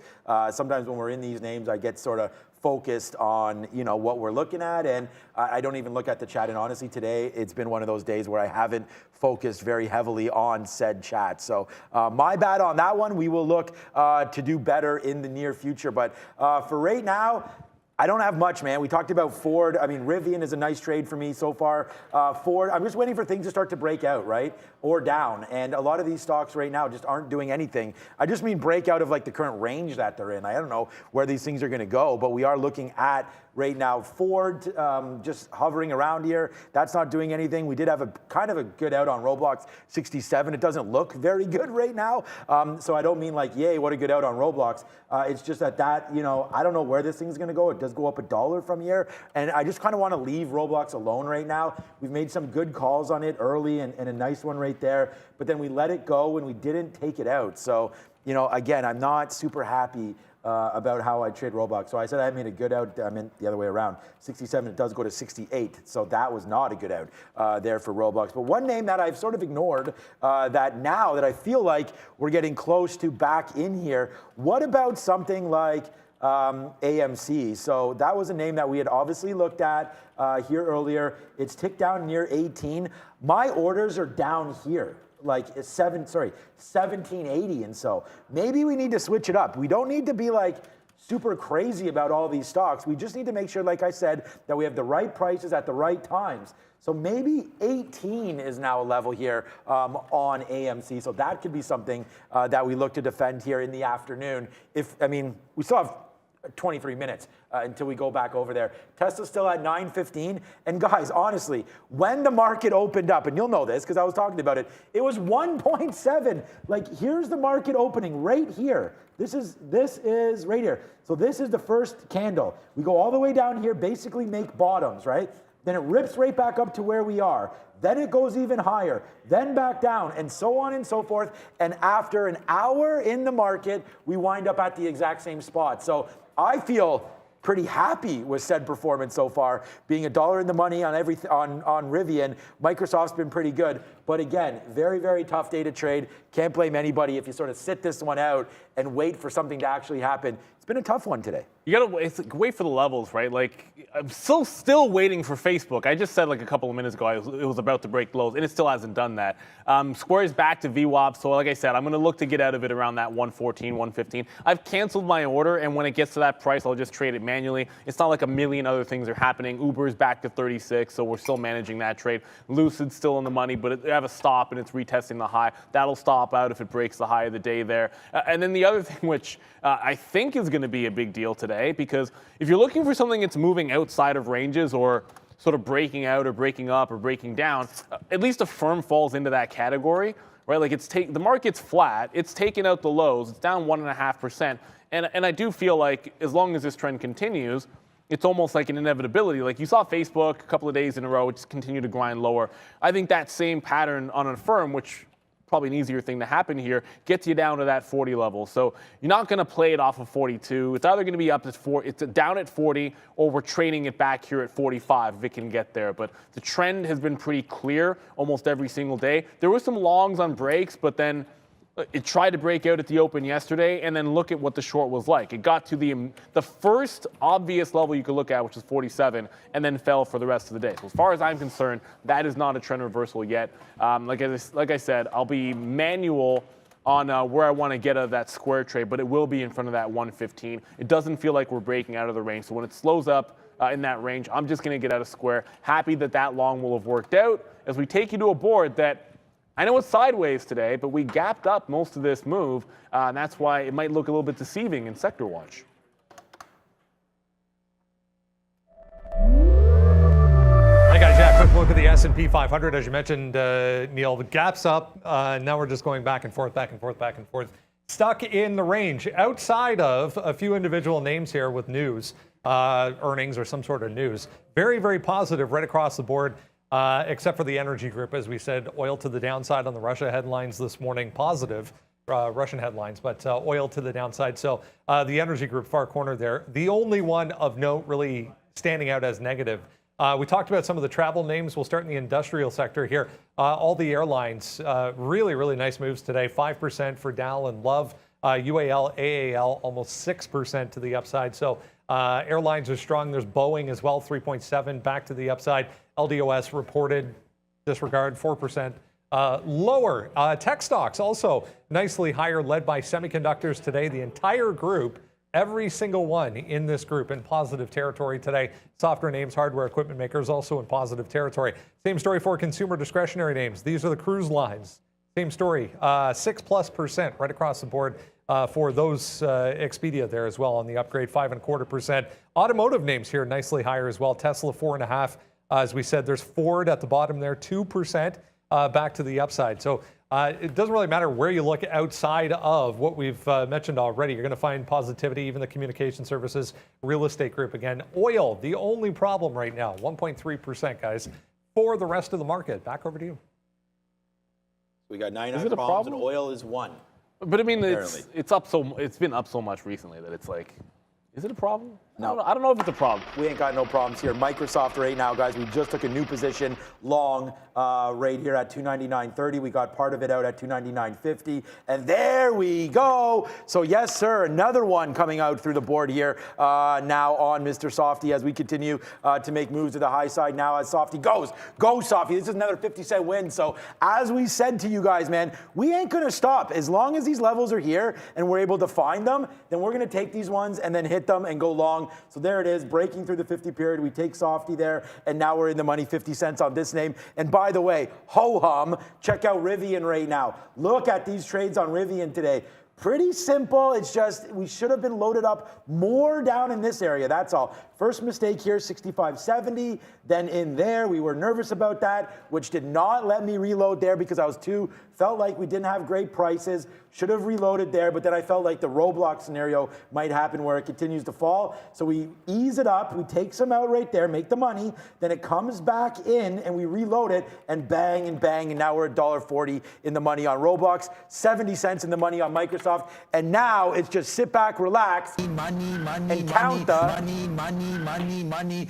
Neil, that's what we're doing on this side, baby. We're doing that, and I know this here on space right now. There goes Microsoft through 300, 70-cent winner. Let's go. So it was just Omar that was asking in the chat, am I looking at $10 on space? You can read my mind, right? Like, I'm going to have one set up on it to get the consolidation. Once it breaks that high, there's nothing to do.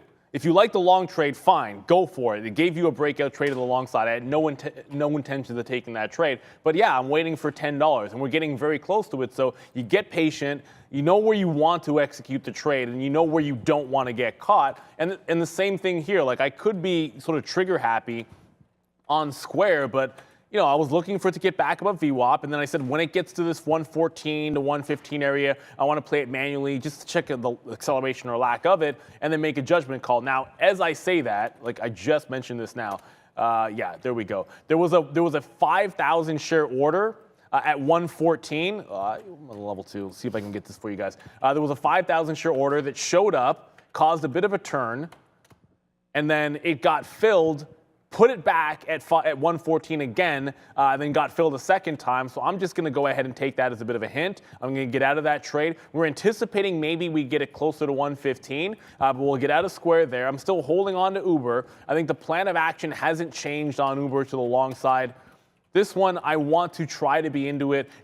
Whichever direction it ended up going, I wanted to be holding it all day long. Whether it was a short that didn't break 36, we weren't taking anything out until that got like a good 50, 60 cents in the money for us, and that was the first target. So when it reverses into the long, you know, I'm not going to be adding to it till it gets back into VWAP. I'm not taking it out till it's giving 50-cent wins, and every 50-cent win I'm looking for. So it's not really ever looking to scalp that for the majority of the position, but it has broken that 36, and it does now feel like an uptrend. The thing that's working in its favor is you have the market creeping back into the upside. The NASDAQ takes this out, and I just feel like Uber above this range has room to run all the way up to 38. It's up 4% today. Certainly we could see a heck of a lot more than that. On the flip side, I'm still in the Lucid short, which, you know, it's still holding that 28.40 top. So much like the Uber initial short position, unless it breaks the high, we have nothing to really think about until get some out in front of 27.80, get some out in front of that low of the day, and then see where it tries to take you. So those are the two positions that we're still going to be in.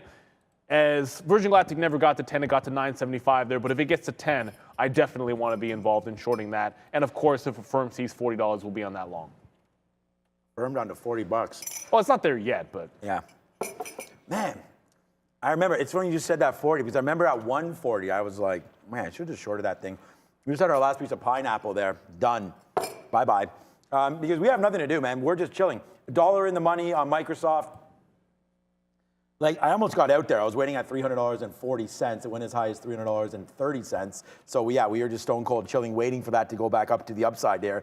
If it goes great, no idea where we go here on Microsoft. I may even just cancel that. I was just thinking that a high print up here would be pretty nice. The NASDAQ looks like it wants to go. You know what? Scratch that. Let's just let Softy run right now. So, I know Neil was just talking about Lucid there. We're already in the money, $1.20 on Rivian. And then, I mean, I'm just going to keep pumping the tires here of the sticky note. It's the most liked, it's the most looked at tweet for the show. So here it is again, Rivian, Softy, AMC, PayPal, Roblox. The only name that we didn't do here today was Palantir. So yeah, thank you for all the support here on the sticky note. We'll put this out again. 97 likes today, so pretty good. But yeah, hit that if you want to have some trade ideas, as well as watchlist.tradertv.live and whatever Brendan says. One we were talking about late in the day yesterday, if you joined us in the afternoon, Avis guys to the downside in a big way today, down 13% so far for CAR, big flush off the open. I mean, the actual report ends up being not much to see, but 190 down to 165. We're rolling over again for Avis. You mean so CAR is not at $550 today? Oh, that sucks. What the hell? They really screwed up their earnings, guys, because last time they had earnings, CAR went from 175 to 550. So that was fun. That was a fun day. But anyways, coming back in here, watch out for Avis. Down 13%. So I guess the short, the squeeze. It's amazing how you guys can, or not you guys, but people can get stocks moving here when you see things like that happen. Like unbelievable that CAR was able to get to that movement. But right now it looks like it's much more settled down and we'll wait to trade that. I said I was going to hold on to Microsoft and Rivian, so that's what I'm going to do, man. It is what it is right now. Someone, Neil, does not know what you mean here. $2 super chat. I don't know if what you said or what that's in reference to. So worldwide imports here on the chat. If I don't know if Neil knows what you mean or not, but thank you for the $2. If you yes, I know. Worldwide was Okay. asking, like, you know, when you're talking about like win and loss rates. So if you see the way that I'm going to trade, I'm literally never going to, like, there is no way that you're taking the setup where you're taking a short in front of the high of the day for a rollover style trade. Where here you're risking like 25 points. Your first outs are already 2-1, and if it rolls over, you're looking 3 to 4-1. That's not a win 9 times out of 10 strategy. Like that setup, that's not what you're looking for. You win 6 out of 10, 50-50 on that strategy is going to work out for you. So what I mean by that is I typically don't care on a specific day whether or not I'm going to be sitting 9 out of 10. It almost will never happen for the setups that I'm looking at. There's almost nothing that I'm going to be trading which is going to work that way because of the setup that I want. Taking those longs off the bottom, it's kind of the same thing too. Like if you're a long off the bottom trying to catch like a 3 or 4-1 risk to reward, there's a reason it's trending into that level and it might break down to the bottom. If you win 50-50 on something like that, it's going to be a positive trade for you. So overall, what I'm looking to do is make sure that I'm not, what I don't want to do here is if you hold on to this and suddenly lose like 50 or 60 pennies on it instead of like 20 or 30, which is our risk to reward, or hold it all the way to $10, then that one loss, you can't make that back. So it's always about managing that position if you're going to go counter trend, and then that way it's all about the risk to reward. So you're not going to hear me say, okay, yeah, I'm a 9 out of 9 today, because I'm looking for setups that are very unlikely to have that win-loss ratio. And if I start thinking about that, then you're in the wrong boat. I just want to think about, am I making the right decision? Am I getting in and following my rules? Like if you look at Moderna today, I'll show you Moderna. Here's another one, right? Like I have my entry area. It stops out at the high, and we're going to lose on that trade.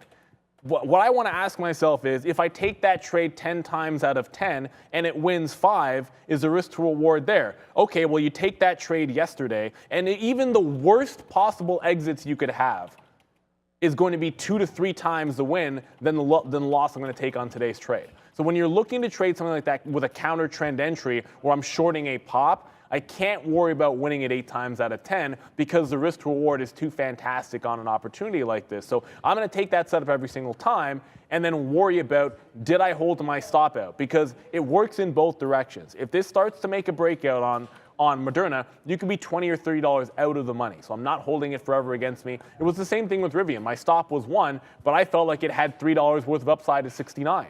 Right? So that's all I care about. Did I manage to stop it at $1, which I absolutely did? And then am I holding for at least an average win of over $1 when it works for me? So that's what I'm concerned about there. Worry about the decisions, worry about the process. The rest is all semantics. Brendan is already at the big board because it is 10:51, which means we are overdue for money talks. Hey guys, yeah, big moves for currencies today as well. Well, the euro, anyways, the strong one so far today, up 0.4 on this headline, same as stocks, really getting a boost off of that Russian headline this morning. 1.13 and change ends up being a bit of a pivot for the euro today in this kind of congestion zone, but back right to multi-day highs, anyways, for the euro, up again 0.4 on the day. Everything else kind of weak. The U.S. dollar included. Canadian dollar, 0.25% to the downside. British pound was down about 0.2, so we're back to basically break even. Slightly higher for the rest here. Australia, New Zealand, notably higher. They had some positive data out overnight.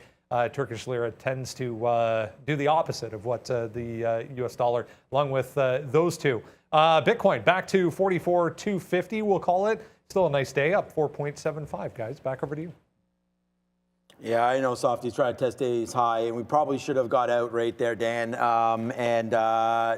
that you, Dan? I don't know who it was there that mentioned Softy trying to test days high. Yeah, we have it. So, yeah, we'll spin the money again today. And yeah, we are not 8 for 9 today. That was yesterday. Today we are going to go 1, 2, 3, 4. We only have 4 trades today, guys. 4 positions. It's going to be 3 for 4 with a positive day for us today. So we'll see what happens here. Microsoft trying to take out those highs. I'm going to wait on this. 299.50. Maybe that's a decent out right there. Will we give it back? Yeah, we'll give this back. But I feel like the NASDAQ here is well above now, so I'm pretty comfortable holding these longs. But again, you know, it's been very, very choppy today, needless to say. So Rivian, $1 as well in the money on that name. So this has already made its highs. So I'm just like sitting here wondering if a lot of these names have made their highs already and now just want to sort of chill out for the rest of the afternoon. Like the NASDAQ is up 2%. Rivian to start the day was up more than this. So the NASDAQ has kind of exploded to the upside, and some of these trades that we have on, of course, Microsoft's going to be a good one in this kind of environment. Rivian should be fine, but we're breaking a little bit lower. So I think a 65 break on RIVN. And like Neil said, man, all you got to do is, if you're making money on your strategies, keep doing them. If you're not, you got to change them up. So I'm going to use $65 here as an out, the same outs that we use like to get out of Roblox at the bottom. So we're just going to like continue to do it. It's been working for us. Obviously, we've talked about that. So here it goes. If this breaks back down below 65, we will take that out and then see where we go with that on Mr. Softy. But that is that trade. That's Rivian. And then Microsoft's just doing absolutely nothing. I feel like on this move down, though, maybe Palantir's into the 30s, is it? Let's have a see. Nah, shoot. I was hoping that Palantir would be near these levels, but it doesn't appear to want to do that. So Palantir for me right now, just holding out on the high side. And again, no trade. I mean, unless we see something, there's absolutely no point in me getting in. Really happy with NVIDIA. You guys know I've been buying the SMH on the downside as well. NVIDIA up 7%, which leads me to AMD only up 1% today. Why was NVIDIA overperforming here today? Do we know why at all? 7%? You know why? I didn't see anything specific on NVIDIA personally, but I mean, the chips were all pretty strong this morning, so I mean, it could be a little bit of that. Maybe just sustain some levels. I know AMD, as we were talking about earlier, wasn't nearly as strong. It actually tested back down to 114 and can't get through resistance, but nothing specific on NVIDIA that I noticed. Before we get out of here, we have 5 minutes to go, by the way, and you're going to get to see Trader Prad and Ms. V, and let's not forget, Ms. V is back, and that means time is ticking for Trader Prad. We'll have to figure out a really fun way to get that Platinum Prad going, but I'm excited to see it. I think he'll look interesting. You said he'll look good. Arun is making an appointment. Yeah, but where? I don't think we have any details on that. No, somewhere on Yonge Street. It's just a matter of time. It'd be cool if we could have done it here, but I mean, no, you can't do it here. You can't really. No, it would then make it a won't big turn mess. out properly. So. Virgin Galactic very close to that 10. I'm not going to start the position till about 990. I did believe I heard. Was that Brendan again? No. I'm embarrassed for Virgin Galactic today because we should have had this trade, man. I mean, how easy. You want to talk about like taking out these tops? We know there's news. There's the booking, blah, blah, blah today. Opens up. That was a great trade at 9:30. Like the price 930, taking that out, especially when you've already made these bottoms. So again, if we had like missed trade of the day, for me, it would be that one. That seems to be, pretty simple movement there for space. But I do like that 9 top. We do like to see that. There goes Microsoft. There goes Rivian. Man, today is a good day, Brendo. All right, let's get everyone caught up on what to expect coming up after the close tonight and before the open tomorrow with a few notable earnings, guys. Yeah, I mean, you mentioned it. I knew there was one that we're forgetting this week, and it was Airbnb. So the big ones, Roblox, Airbnb, and let's not sleep on Upstart, right? And Zoom, I don't know, it's been kind of lazy, that stock, but certainly that should be on our radar as well. You are getting some of those tech names. I guess they might fall into the beat-up tech more so than it is big tech, but they still do matter because you want to see how this market reacts after the Fed announcing their intentions pretty strongly. How do some of these higher valuation names hold up when they get an earnings print? That'll be a big tell. Yeah, so that's not the Zoom I don't think you're thinking of. Oh, never mind. Right. Zoom never mind. And then, that's like but they haven't reported yet. IPO. No, they didn't report. No, they didn't. Again, a lot of these names that have IPO'd in the last 2 or 3 years do have the later reporting dates, so that's that one.